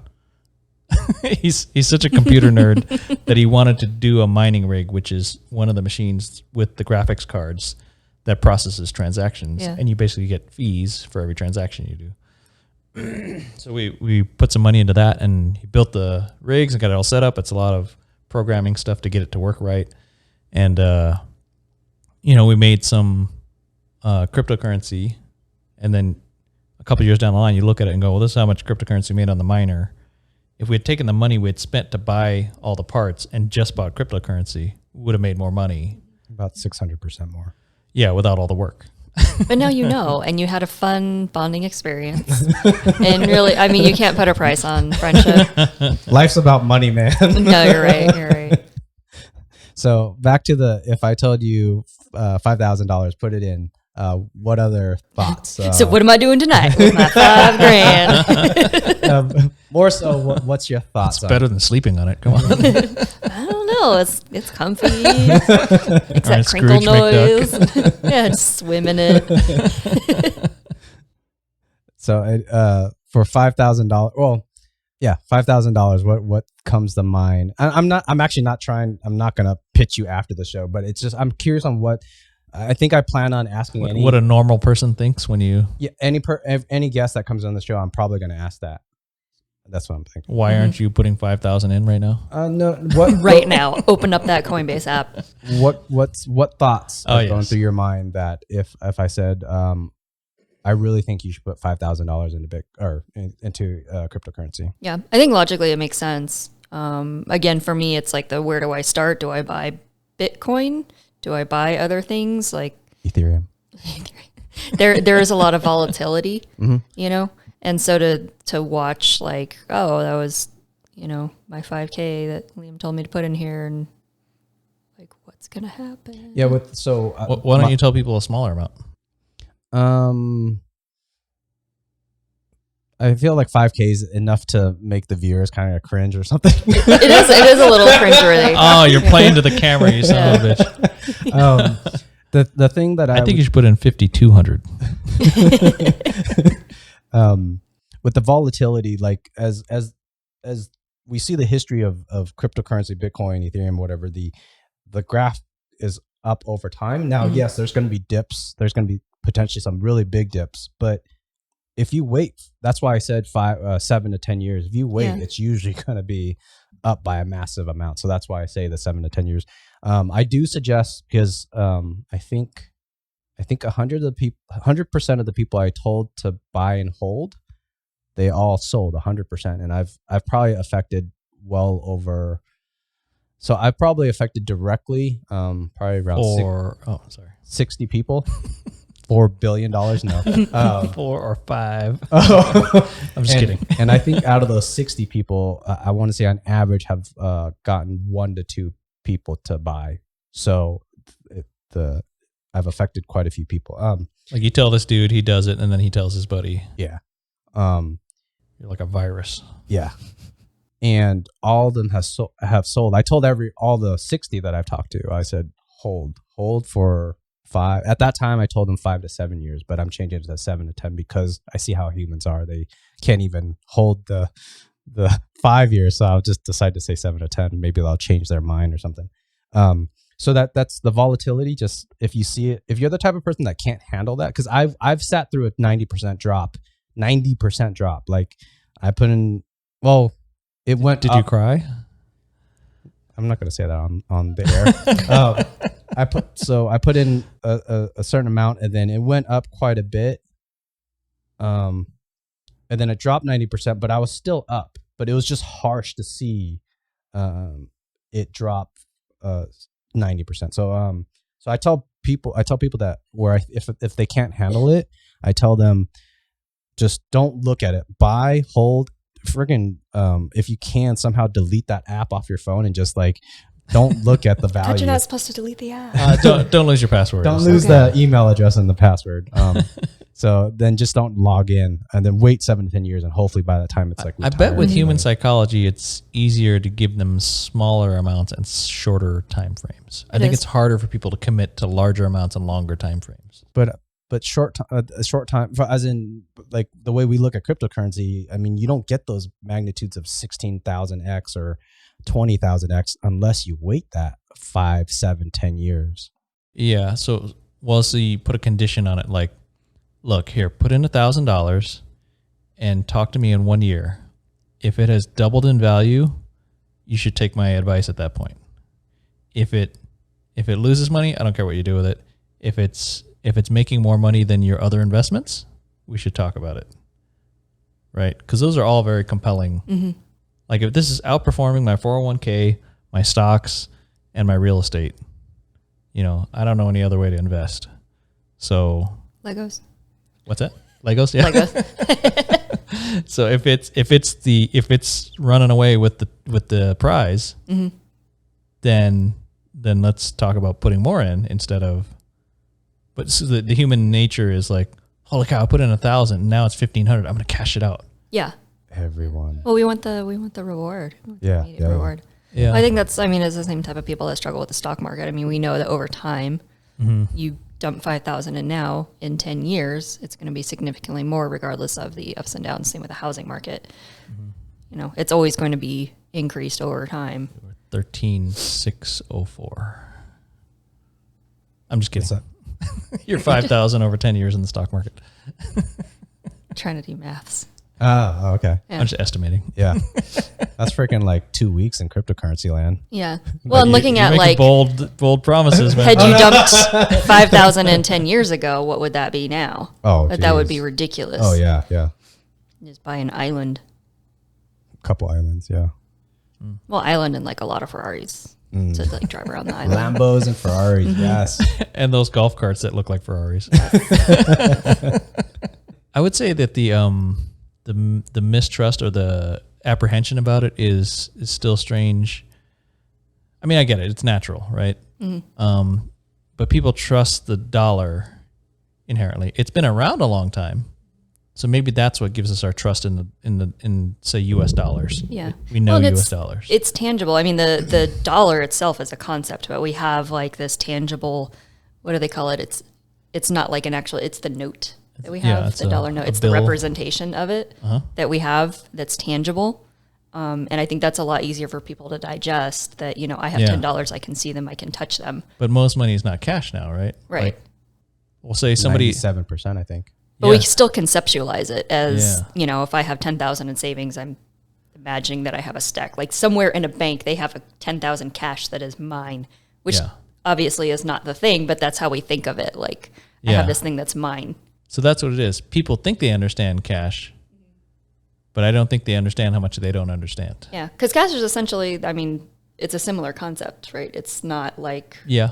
I mean, the difference is it is backed by the U.S. government. Yeah. There's a security But it's not like there. the U.S. government has my $10,000 sitting over here with my name on it. Like, oh, this is Renee's money. And she'll just come and get it when she needs it. I mean, you're touching on the fractional reserve system. So if you understand the fractional reserve system, or if you understand treasury bonds, or if you understand inflation, or if you did really well in macroeconomics, right? So for most Americans, these answers are no, right? So, but here's an illustration. Like anybody who finishes college today probably grew up with debit cards and cell phones, and they don't even want to carry cash. But they get their first job and their paycheck goes electronically to their bank and it's on their debit card, and then they'll connect it to their phone and they'll pay for stuff with their phone, and it's all digital, it's all intangible, and they don't want to touch a quarter. So it's transitioning to digital money. Digital money is easily accepted, I guess, if you ground it in that physical dollar. Yeah. In a weird way. Well, and that makes sense. And what you're talking about, like the generational gap too. You know, if I'm used to paying for everything with bills and coins, then it's going to be really hard for me to think about just paying with something with just digitally and not even a credit card. Just like, oh, here's my phone and here's some things and I'm going to tap my numbers phone and things. here. But if you're used to that anyway. Yeah. I was having an interesting talk with some people the other day, and it was a similar subject, but I don't know how we ended up at this, but I got to like, well, say if you had 20 Australian dollars, that's real money, right? Okay, so if we ate and I was going to pay you for my part of the dinner, and I go, hey, I'm going to send some money to your phone. Do you want me to send you 20 Australian dollars or $20 worth of Bitcoin? So what would you pick? Are we in Australia? Or No, we're here. Okay, then no. Well, what if I got 20 Australian cash dollars? Would you take that? What am I going to do with it? Yeah, so it's weird because that's real money, Yeah. but it's actually really hard to spend. You'd have to go to the airport and exchange it at a window and lose part For of a it. fee. Yeah, for a steep fee. But otherwise, it's virtually useless. So there's already hundreds of currencies we can't use. But in a weird way, cryptocurrency is more usable here. If I sent you $20 worth of Bitcoin on your phone, you could go to overstock.com and buy something, and it'll arrive at your door conceivably the next day. Or I can just hold on to it and watch it grow. Yes. So to me, it's weird that people have this desire. The same person will be wary of buying it. But if I say, hey, if I want to send you something, like, yeah, I'd like that. Like, well, then you must see some value in it. It beats your Australian $20. Right. Right. Those are my only options, you know? So to me, that kind of clarified one point of what is money and what is currency. It's whether or not somebody else will trade you something for it. Yeah. Like if I can spend it on something and somebody will give me something for it, then it must be money. Yeah. Right? So I don't know where to go from there. I mean, Liem bought a stupid belt on overstock.com. Oh, is that where that came from? About 3 years ago. It was, how much was it? Overstock's a great website, and they were very early in accepting cryptocurrency as payment. It was one of the first places you could buy stuff with cryptocurrency. I'm trying to remember what, I want to say 0.5 of an ETH? So nowadays it's $1,000. That would have been $1,000 belt, but back then it was I think it was $25. A $25 belt. I don't remember. I forget. I think it was a $25 belt, and we did the calculation. Now it'd be worth like $600 something. But I mean, it's gone up since that email. Since then, yeah. Since that email, it's already gone up. So it's probably $1,000 belt by now. The ironic thing is he didn't like the belt. It was ugly, and he's worn it twice. Expensive belt.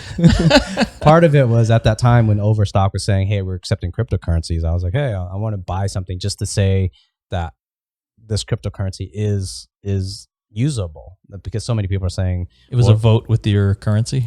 So I guess it was getting It's making a statement. Yeah, it was getting under my skin because I was such a cheerleader. Buy. And so many people would say like, what do you do with that cryptocurrency? What can you buy with that cryptocurrency? I could hold this dollar here, but I can't hold a cryptocurrency. I'm like, well, it's hold this belt, motherfucker. Beat you with this belt. So it was getting under my skin. So I think I just wanted to buy something buy something to just show evidence that I was able to buy a belt.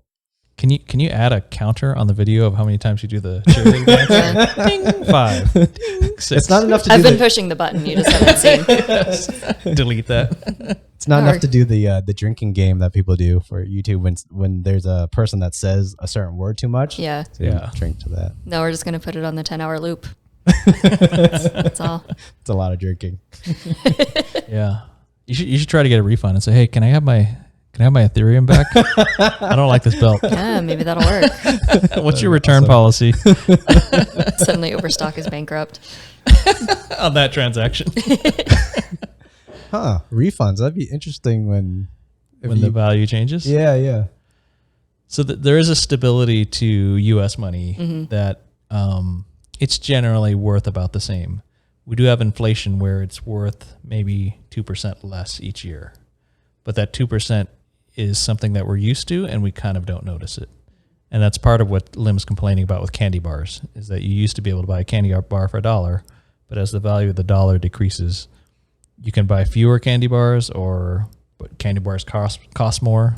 Like they're $1.50 now for a smaller candy bar than we grew up with. And that's everything, because then everything like candy bars to a car that used to be in my time like 15,000, and now you can barely get, like, you got to be around 30,000 to get a decent car, it seems like. Yeah. So it's just brand new. And what you said before, salaries haven't doubled since the price of cars have doubled. So salaries do not keep pace with inflation, and that's something I saw very early on in my accounting studies, because I grew up not poor, but my parents grew up poor, and so I grew up very frugal. And to me, going to college was to get a better job, and accounting this is a very secure way to get a job. But in those studies, I'm looking at money all the time, right? And you 6 years of accounting because I was enjoying it. Scenic route. Yes. Well, at San Diego State, that was actually ahead of the average. It's average 7.5 at that time to finish San Diego. It was kind of a party school. Not that I was partying much, but I saw very early on that, hey, stuff costs more and more. So like in, whatever the numbers are, like in the 1950, you could buy a car for like $3,000 and you could buy a house for like 16,000. And then the average wage back then might have been like $20,000, or something in those ballparks, right? And then you go, well, stuff's multiplying up, but our wages aren't keeping up with that. So now it takes 3 years of salary for me to buy a car. And it's like, that doesn't make sense. So it's a weird conundrum. So if you study a lot of macroeconomics, you can explain it all, and then it sucks because we can't change it. Yeah. Because we're not the lawmakers who are getting lobbied by big money. Well, I guess that brings up, like, for me, when we're talking about the value of cryptocurrency, we're comparing that value to the US dollar and considering that the value. So if the US dollar is always devaluing, what does that do for the value of cryptocurrency? So far the rapid increase in cryptocurrency values is far outpacing any comparative devaluation of the US dollar. Yeah. So it's like trying to notice the little minus when there's a very big plus. Yeah. Is that something that you see might be an issue in the future, or is that like the end of the universe future that we're not worried about? It seems like obviously in the short term, like it is growing exponentially, but at some point it's going to not be growing that exponentially. Okay, so if this answers your question, I do believe that there will be a plateau. That's just my theory. So we will get so much money into cryptocurrencies eventually, where like right now, what was the most recent one? I think Tesla buying 1.5 billion of. I think Walmart announced they were going to buy some giant hoard of Bitcoin. So when we see that happen, the market goes up not just 1.5; it goes up like tens or tens of billions of dollars. Now, I think there'll be a point where those $1 billion purchases aren't going to fluctuate the market. So I don't know how long till we get there. So if that answers your question, I think there's a point where there's a plateau, and hopefully at that time, everybody will agree that a candy bar is at 0.0001 of ETH, which is complicated, but maybe we'll find some type of system that makes it easier, where they flip the number where it's. I think for most normal people, we're just going to mentally keep converting to dollars, because I'm 44, so there's 40 years of me thinking about dollars. Yeah. Right? Even though it's changing slowly. Yeah, because it's still, where the yardstick that we're comparing it to is a slightly moving target, I guess. The closest concern I heard from somebody that seems somewhat plausible or something in that realm was this guy said, at some point, most people will have cryptocurrency. And if it's still growing, then we're all getting richer. And so that will cause a price inflation. If we can all afford Lamborghinis, well, then they'll just raise the prices of cars to be commensurate with all of our increased wealth. Yeah. So I don't know if that works in an economic sense, if you do the math on it, but it's hard because you never know human behavior, how that will affect the prediction. I would theorize that at that time when that plateau hits, I mean, I could see some type of inflation on like a Lamborghini or a chocolate bar. But those are extreme ends. but still same. Yeah. Equivalent. But that plateau will, it would even out. I don't see in that, if that guy was saying that all prices will continue to inflate all the time, things will have to even out. And that's the beauty. I think the beauty of cryptocurrency, where you can't print, it has to hit some equilibrium. I theorize, because if everything just keeps inflating and everybody's able to buy a yacht, that system doesn't work. They can't even produce enough yachts to feed 7 billion people or to give 7 billion yachts to everybody. So there is a natural. That'd be a shitty place to start. Wait, to start life, to have a yacht? No, like if you're in Uganda and somebody offers you a yacht, you're like, hey, well, that's cool, but I kind of wanted a nice house or like some cheeseburgers first. Like to have not have typhoid first. We worked on that. No, yacht. You get a yacht. So I think with supply and demand, even Sign here on the yacht, it would have to even out. There was some equilibrium that would work. So I don't see that guy's argument on that. I think he's just thinking somehow that's the early beginning people have so much value because they bought cryptocurrency so early, and he keeps on looking at it. I'm theorizing he's not looking at all the people that sold early and people that are jumping back in later and they lost the value, and that I think that there's going to be a plateau. There's going to be so much money in that when you put in $1, it's not going to even phase the cryptocurrency market. Or freaking Walmart, if they bought $800 million worth of Bitcoin, that 800 million at that time later when the plateau happens, it's not going to phase cryptocurrency market cap. I theorize. I wonder if it'll be more akin to real estate, where like if you were here in the colonial days, you could have made the Louisiana purchase for $73 or something. And so you buy half a continent for some ridiculously small amount. And then at some point, you can go out and buy, 20 acres or 100 acres for some reasonable person's amount. But as more and more people populate, the value of each piece of land goes up. But in some way, most people can afford some house or something. I mean, that seems to be rapidly accelerating also. So in the end, it becomes a supply and demand. So housing is more expensive than we would like it to be. But somehow people in California still come up with ways to buy $1 million houses. They're still. Yeah. I mean, I really. Still coming out here. Yeah. But you need, like, if you're in, say, San Diego, you need 2 good incomes and a big chunk of help from your parents to buy a starter home. So it's a massive thing, but people still do it. So is it more advantageous to do it in the past? Of course, right? So I don't know where that ends for something like the three appreciating assets that I know, real estate, stock market, or cryptocurrency. Because, I mean, effectively for real estate and stock market, they've been around for all of modern times since before we were all born. So where does it go? I don't know. So I can't imagine cryptocurrency being too different in its ultimate valuation, in that there will always be some growth, maybe. Yeah, I see that, especially on the genie's out of the bottle. You can't turn it off.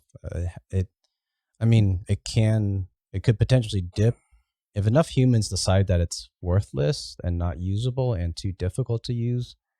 But it's so innovative, I don't see it how it doesn't get used. Like, I think that'll be the big thing, is the first big use case, the first thing that people want to use it for, which I guess so far is just as money. Because you can go buy a Tesla. If you have a Tesla worth of Bitcoin, you can go trade some Bitcoin and they'll give you a Model X. I don't know. Is this interesting for you? It is. Okay. It is. It's actually helpful. I'm gauging you as, is this interesting for the audience? Oh, hopefully. I don't know. They're just kind of like staring at me looking confused. Okay. That's Seeing the interesting. light bulb I go the route, if I find it's interesting that you're evaluating the content that way. I think of it, if I personally think it has of any value, it's weird. Yeah. Of any value, I think, because the YouTube is such a broad audience.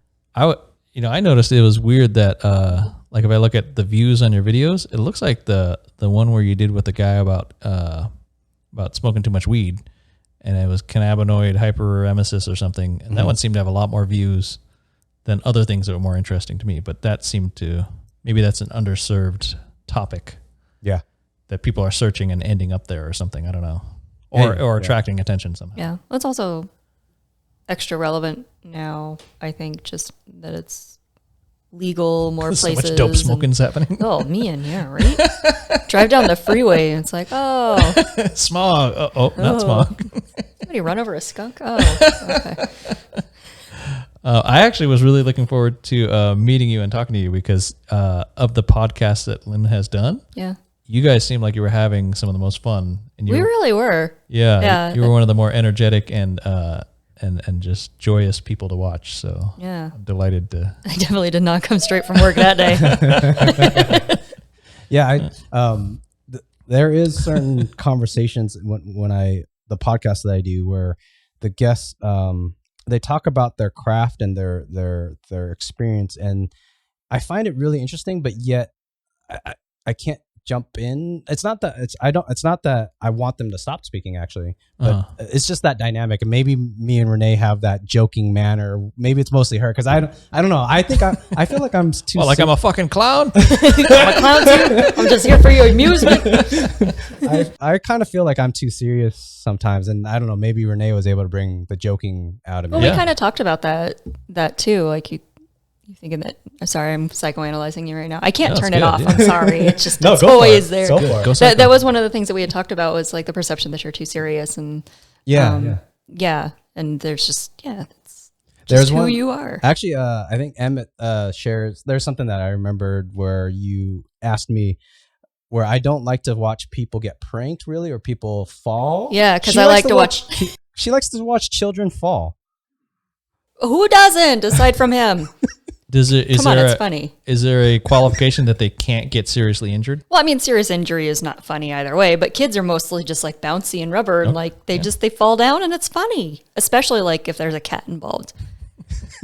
Like there's this video of this kid, like, I don't know, like just started walking, and they're like just trucking through this like grass field. Like they're just like, hey, look at me, you learned how to walk, and this cat comes out of nowhere and just like flies into the kid, knocks it down, and takes off. And that's like pure joy to me. So I told her I don't really enjoy that stuff, and then she started trying to psychoanalyze me, and then so I think Emmett similarly has some of those same things, so maybe you should. I also hate children. No. But your thoughts on watching them fall down? What about seventh graders? Is that a similar joy or different? Well, they're usually jerks. Yeah. Right? Like kids in middle school, like that's a tough period, and very few of them are pleasant to be around. So like them falling down it's like, well, you deserve that. Well, so when I was in college, He's gonna go through this traumatic story. when I was in college, I went and worked at this summer camp out in Pennsylvania, and it was really rich kids that came to the summer camp, and they were snots. They were spoiled kids, right? And there was one day where we played some kind of football, and I was tackling the shit out of these 7th grade kids. Somebody did counselors versus kids. Always a good idea. And it was revenge day. I was like picking them up and power bombing them and just going apeshit on these kids. That was probably very like just cathartic for you. Yeah. And I wasn't. You're not going to psychoanalyze it as violence and hate. No, it's catharsis. He had all of this built up. Yeah. And it's not just, these kids are jerks. It's their background, their privilege. They don't understand. I didn't even think in those terms. But there was this one kid that wanted the newspaper every day to watch his stocks.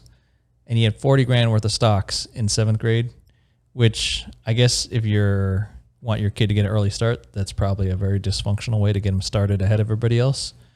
But I mean, do that, but don't tell them about it. yeah, but what I was thinking at times, like, man, this little shit has more stock than I will ever have. I never thought I'd have 40 grand worth of anything, so I was like, man, this freaking kid. So I definitely power bombed him. Well, but I was careful not to actually injure them. It was more. And half of them are probably drug addicts now anyway. So I hope so. Yeah. I hope they and then it crash comes their full Porsches. circle, and then I stay employed, and it's great. Perfect. On that one, I told Renee where I like Jackass, the old TV show, because I feel like they usually do it upon themselves. At least the ones that I remember seeing, I felt like they didn't put people in bad positions, whether those people got hurt or they overly felt uncomfortable. I think that's what makes it okay for Renee, because nobody is actively setting these kids up to fall. They It's just they happen to fall. capture. Yeah, no, I understand it. I just I guess surprised that.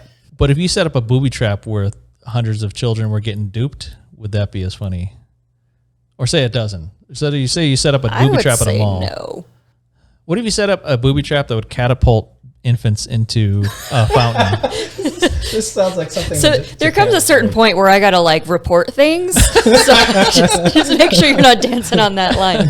No, I think that was kind of my issue, the actual issue that I did have with Jackass. Like the first couple seasons was just all them doing dumb stuff to themselves and their friends, right? It was this group of friends and they were all just pranking each other, and that was really funny. And then they started to get into let's mess around with people in public and strangers and do weird stuff to animals. Kind of what was the Punk'd show?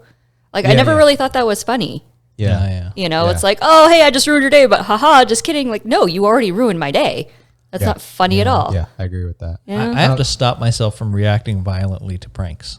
Okay. Just because you think it's funny, I don't think that the transgression is okay. Yeah. Whatever you did. Yeah. Yeah. So let's just play in a thought experiment. So you're saying if someone thought it was funny to get a jar of honey and maybe have some bees nearby and dump honey on you, you would want to punch them in the face? It wouldn't even have to be that bad. They could throw a cake in my face. That's a waste of cake. Yeah. But that's you want to laugh at my expense, or especially if there's a chance of physical harm as well. Mm-hmm. I'm like, well, you're potentially, on a probabilistic matter, you are trying to harm me. Yeah. There's some potential for harm there. So why wouldn't I harm you back to prevent you from doing that in the future? Right? I don't want to encourage you laughing at my danger. So it becomes very primal for me. I like to think deep thoughts and think I'm an intelligent, sophisticated dude, but if you start attacking my person, and especially if you find it funny, I don't have a good answer for that besides retaliation to discourage future. Renee's answer is let it go. Let it go. Well, it doesn't happen. Yeah. No, I agree with you. There's things that are funny. Yeah. And then there's things that are malicious. Yeah. I feel like a lot of people somehow feel certain pranks. Are okay. definition. Huh? Are good or okay. Yeah. Mm-hmm. So I feel like maybe three of us agree that certain things are malicious, but I feel like most the people I know that think a prank, they're okay with that prank. Where You got messed up friends. I saw one on the internet most where people are like that though. Maybe I think most people are fucked up anyway, so it's not. I agree with you. I agree with you on that. Absolutely. I saw one on the internet where a dude ran up behind some stranger and blew an air horn next to his head. It would kick a dude in wrong the places. dude turned around and thought about it, and then he slapped him as hard as a grown man could. Like it was just short of a punch. Had it coming. Yeah. Or like when people do the thing where they come up behind you with like a spray bottle and pretend to sneeze on you. Yeah. Like, I mean, granted, you can't do that now. That was like a 2 years ago thing. Yeah. But like, no. Yeah, I no. still don't like that. Even before that, I didn't. Yeah, that's before COVID, I didn't like. Yeah, no, that's not cool. Like invading a stranger's personal space is just like not okay. Or like, don't ever touch my car. Yeah, I feel the same way. So I created, since this is like part 2 for you, so I'm just gonna I created 5 new questions. Ooh. What's the best vacation you've been on? Best vacation I've been on? Probably Taiwan and Japan. It was one trip. We did a week each. What about it? I was. Oh, I may have already talked about. You talked about Japan. But Yeah. I don't think you talked about Taiwan. So Taiwan, this is going to sound super messed up. I had very low expectations because I didn't know what I was coming into. I was like, We love you, Taiwan. I just absolutely loved it. It was so clean. It was just dripping with culture everywhere. Beautiful, beautiful place. So I really, really enjoyed Taiwan. Did you go to a pooped themed restaurant in Taiwan? Oh, no. No, well, I went. I've heard of this. I want to say that we went by and like saw it. Yeah. But we were with like family that lived there, and they were like, "There's the poop restaurant. Let's go get some real food." So it's a famous thing. It's a thing. It's a thing. I actually really enjoyed just like the night markets and stuff like that. And normally I don't like being in crowds. I don't like being around a lot of people. Yeah. But I was a giant. So I think that kind of helped. Like I could just kind of see above, and I was this like freak of nature, and like not so much in Taipei, but like out in the countryside, like I got stared at a lot. I was like, I'm a magical being. If you had to pick Taiwan or Japan, which one would you? Or you could only pick one. Ooh. To visit or to visit again? Oh, I want to do both. I feel like Japan, there's so much that I didn't see. There's so much more that I would want to see in Japan. Taiwan, I feel like I really got a good idea of, like we were all over the place. In Japan, it was like, okay, we did a lot of like touristy stuff. Like we did, Yokohama, we did Kyoto. And there's a lot more that I would like to see of Japan, I think. Would you agree that Japanese people love robots? Yes. And I did see the enormous, like the life-size Gundam. Oh, you did? That thing was cool. When's the last time you went? I was there in 2018, I want to say, and February. Did it move back then, or did it? It did. I mean, it doesn't like get up and walk around, but it like shifts. Like some of the things come in and out. It's super cool. Oh. Yeah. When people said it moved, I was like, oh my God, it's gonna like walk around. And it doesn't do that at all. Yeah. But it's still like it like morphs or whatever. It's restless. It's not. It is. And, well, they play music and it's like, well, its face moved. Yeah. It's pretty cool. Next question. What inspires you? Oh, that's hard on the spot, man. That is hard. Well, I actually do a lot of, because of what I do. I do a lot of like journaling and meditation and stuff. And there's always like these deep questions about like, what's your purpose? I'm like, I don't know. Like, I just want to have fun. Like, I just want to, maybe that is my inspiration. Like, I understand that this life is probably finite. If there are other lives, I'm not aware of them. So I just want to enjoy this one as much as I can. And maybe that is my inspiration. It's just have fun. Yeah, we touched up on our last talk about if we were living in can't say the word. Simulation. If there's aliens, I think we talked about. Yeah. There's some really fun I think those are some really fun topics I wish we had more time for. What if the simulation does include aliens? Is that a double win? What if it's created by aliens? Triple win. No, I think I mean, He's going to get really, really analytical about this. Like, well, I think the probability of Aliens would be assholes, so they wouldn't. They flew by and we're like, nah. All right, enough making fun of me. Next question. What keeps you up at night? And we're supposed to not make fun of you. Correct. I think the basic stuff that keeps most people up at night, like ruminating about the past, dumb stuff. How different would my life be if XYZ?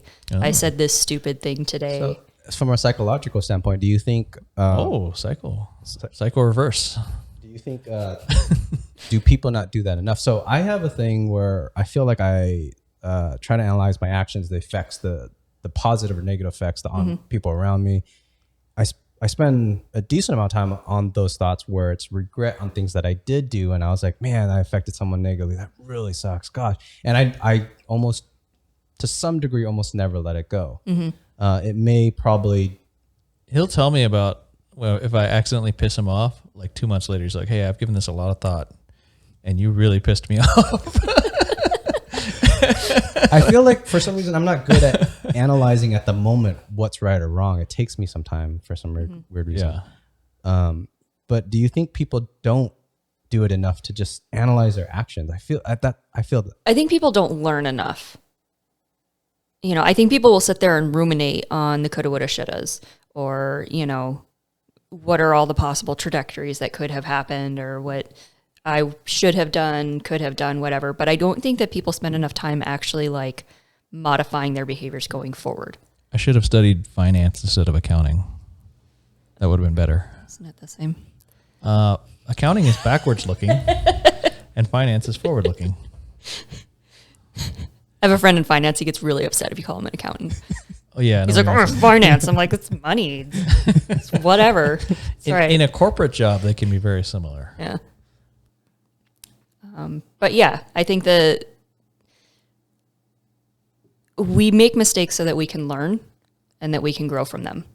So like if I get upset because, you know, I drive like an asshole to work and that like makes me upset because I'm cutting people off and stuff, then... Oh, I thought you would feel good if you were just driving like an asshole. Well, I'm saying if I had like Liem's, you know, demeanor, okay, and like I actually got upset when I upset people and, you know, cared, you know, but I kept doing the same behavior, you know, then I'm not learning anything. And that's just me beating myself up and not doing anything about it and being kind of, does that kind of make sense? Yeah, like as long as we learn from it. And I don't think that it's healthy to stay in that state of mind unless you're doing some kind of repair. Because if you're always over here in yesterday and you're always worrying over here in tomorrow, your body's here today, but where's your brain? You know, like, you're here today, enjoy today, you know? Yeah. Is there mindfulness exercise? Do you have anything that fixes procrastination?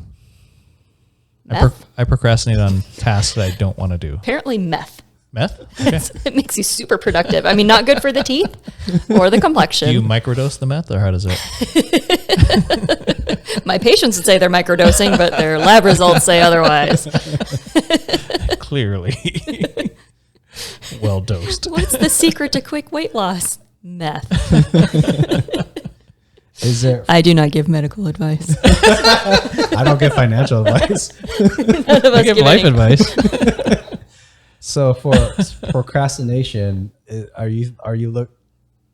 well, what about like chores and tasks I don't want to do, work things that I have to do but don't have a deadline? You have to make yourself a deadline. There's also this concept of but I may have discussed I manufactured the deadline, so well, you got to either dumb it down or myself. the concept of a dopamine detox. I think we had kind of talked about that we become kind of addicted to things that give us very small but constant doses of dopamine. Yeah. Oh yeah. Like our phones. Yeah. Like if you haven't picked up your phone in a while, you're just like, oh, I just got to pick it up and see what's going on. And you're hitting that reward center in your brain. When we detox ourselves from that, those mundane things aren't as mundane because completing that gives you that reward. I wouldn't even call it mundane. It's something I don't want to do. Yeah. Why don't you want to do it? It's work. But there's reward at the end. right? Like you complete it and that work is done. You don't have to do it, or you get some kind of compensation for it, or it's a piece of a larger puzzle. Yeah. Would like testosterone replacement therapy? Wow. Got tying the pieces eyebrows together. on that one. So If I was beefier, would I get more shit done? it wow. I feel like I don't want to ask more, but I'm going to continue. You already opened the door. Keep going. if someone was on the lower scale, and they're not deficient on testosterone, but they have been medically evaluated that they are just a little bit on the lower scale. Low part of the normal range. Yeah. Would testosterone potentially give them that drive to get things done more often, or is that something?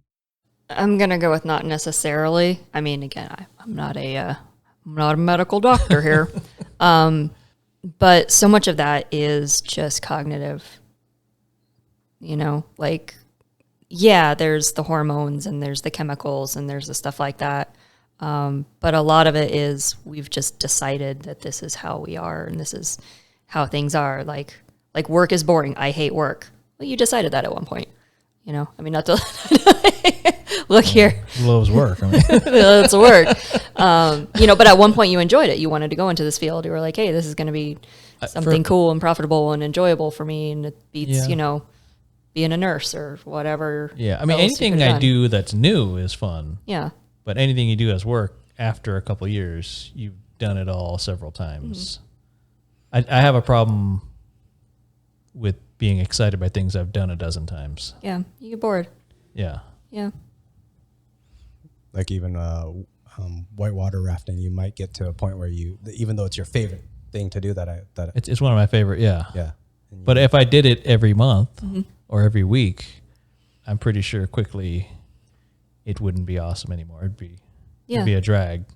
No, I feel to go that. somewhere, suit up, and get cold in the water, and yeah. Yeah, there's a racetrack and like done the same configuration so many times. It's like You race stuff? boring, mundane. Have you guys talked about your race life?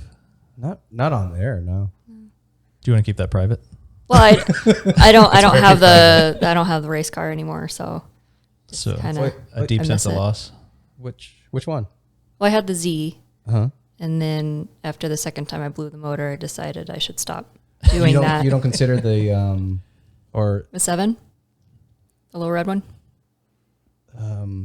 gosh, what's the name of it? Is it the open wheel car? Yeah, that's the 7. Oh, okay. That's okay. Yeah. You don't consider that race car-ish in any way? I mean, it the heritage is, but that thing I would never take it on a racetrack. It's a death trap. It is. Like I've autocrossed it a couple times. It's fun, but like hit a cone once and had to replace the entire fender because it's fiberglass. So yeah, it's kind of like casterboard thing on that. So okay. yeah, that's all right. I'll get back out there one of these days. Left ear. So you know. racing becomes a rich person's game quickly? Is that the... Very much so.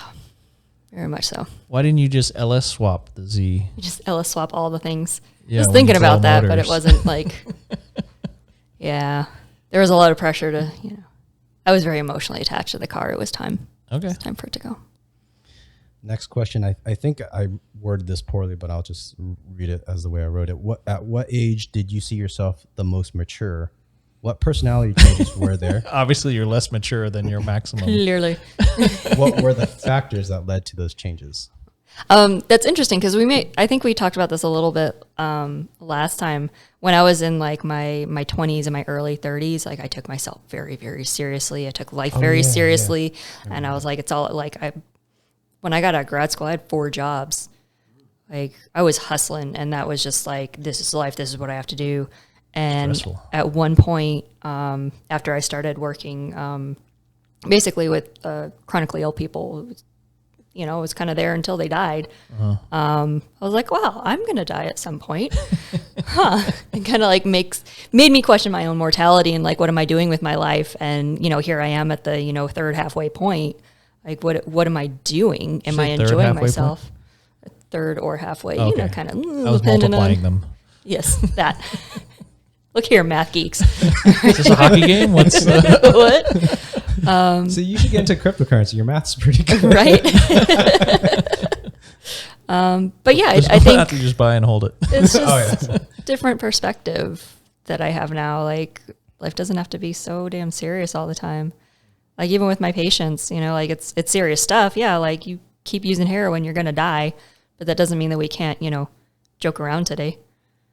You know, have a little fun, enjoy, you know, stop and smell the flowers, whatever. Was there a specific story by chance when that thought came up? Meaning, were you helping some old person and Buy heroin. like they fell and like, or you're helping someone, they almost died that day, and then that sparked the thought? Or I think it was just kind of just being in that environment for a while, and then also just kind of the environment that I was at home, you know, just kind of like in a crappy relationship, and just kind of like looking at everything like, why am I going through the motions like this if I don't enjoy what this is? Like, I mean, at some point I need to stop asking the universe to give me permission to enjoy my life and just decide to do it. Definitely a big changing factor for me before all of this, you know, working with people dying thing was when I decided to buy that car, that Z.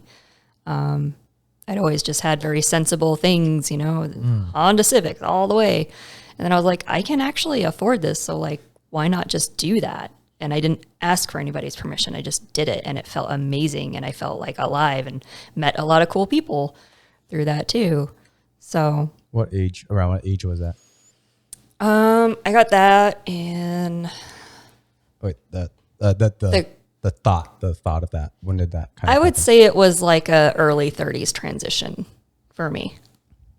I like this question for me personally because I have a feeling as I get to interview more people and stuff that the answer of age 20 or age 25, I'm guessing it should be closer to the late 20s into the 30s when people are starting to. That's my guess. I have no idea. What's the question? When do you feel mature? When did you change? And Okay, I enjoyed it. We're playing footsie. Don't worry about it. It wasn't in the rules. I'm proud that I haven't made any three-way jokes. This is the first time we've done. Come on, you're doing so well. What age did you feel did you start getting mature, and what caused it to happen? Oh, at what age do you feel you matured? To some degree, and I know that question can be the perspective on what their view of how to answer it and whatnot. Yeah, but I thought it's an open-ended question to some degree. But hopefully, for my selfish reasons, I hope it's in the 30s because I won't feel so bad because that's where I think mine was in the early 30s. Yeah. So, well, you're also implying that maturity is a prerequisite for being a guest on this show, because you wouldn't ask an immature person. well, no, when did you become mature? Even an immature person should probably go through certain phases, and 15 years later, they may look back on this podcast and be, oh, I was fucking stupid. But I have a friend that seems to be a perpetual frat boy. Sometimes they never do. They never do. But his perception would probably be that he has at some point.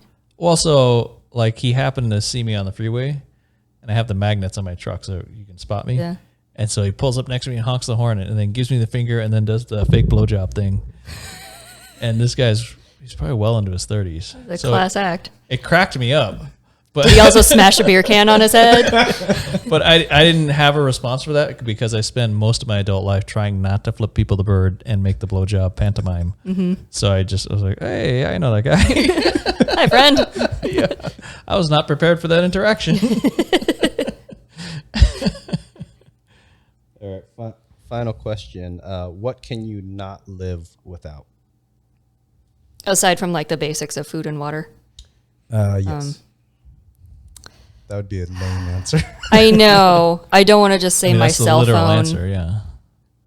You know, I think I could live without my cell phone.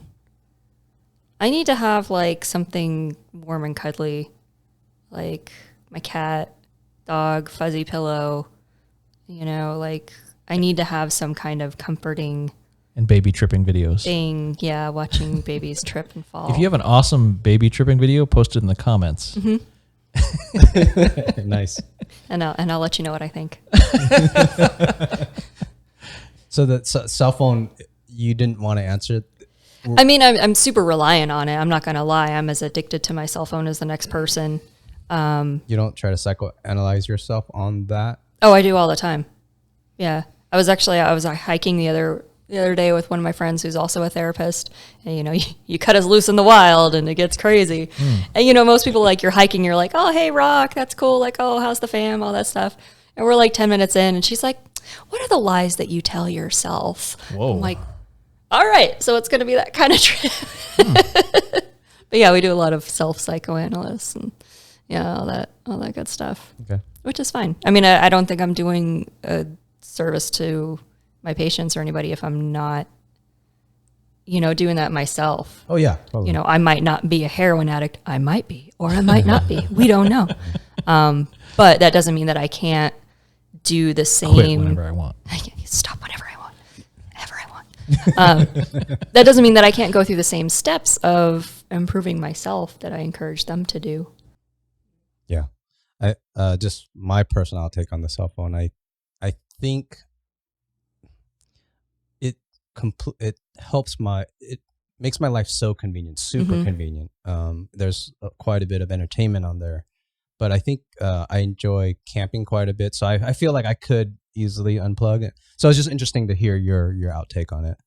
I think as long as I know that I can plug back in, then I feel okay with it. I think I would oddly be more upset if I was forced to be unplugged and nobody else was unplugged. That would probably upset me. That's a weird. What scenario is this that you're? You got in trouble and I took away your phone.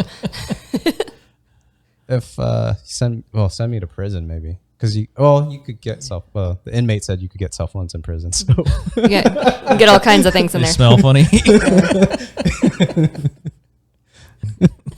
All right. On that note, let's call it the end. Cheers. Cheers.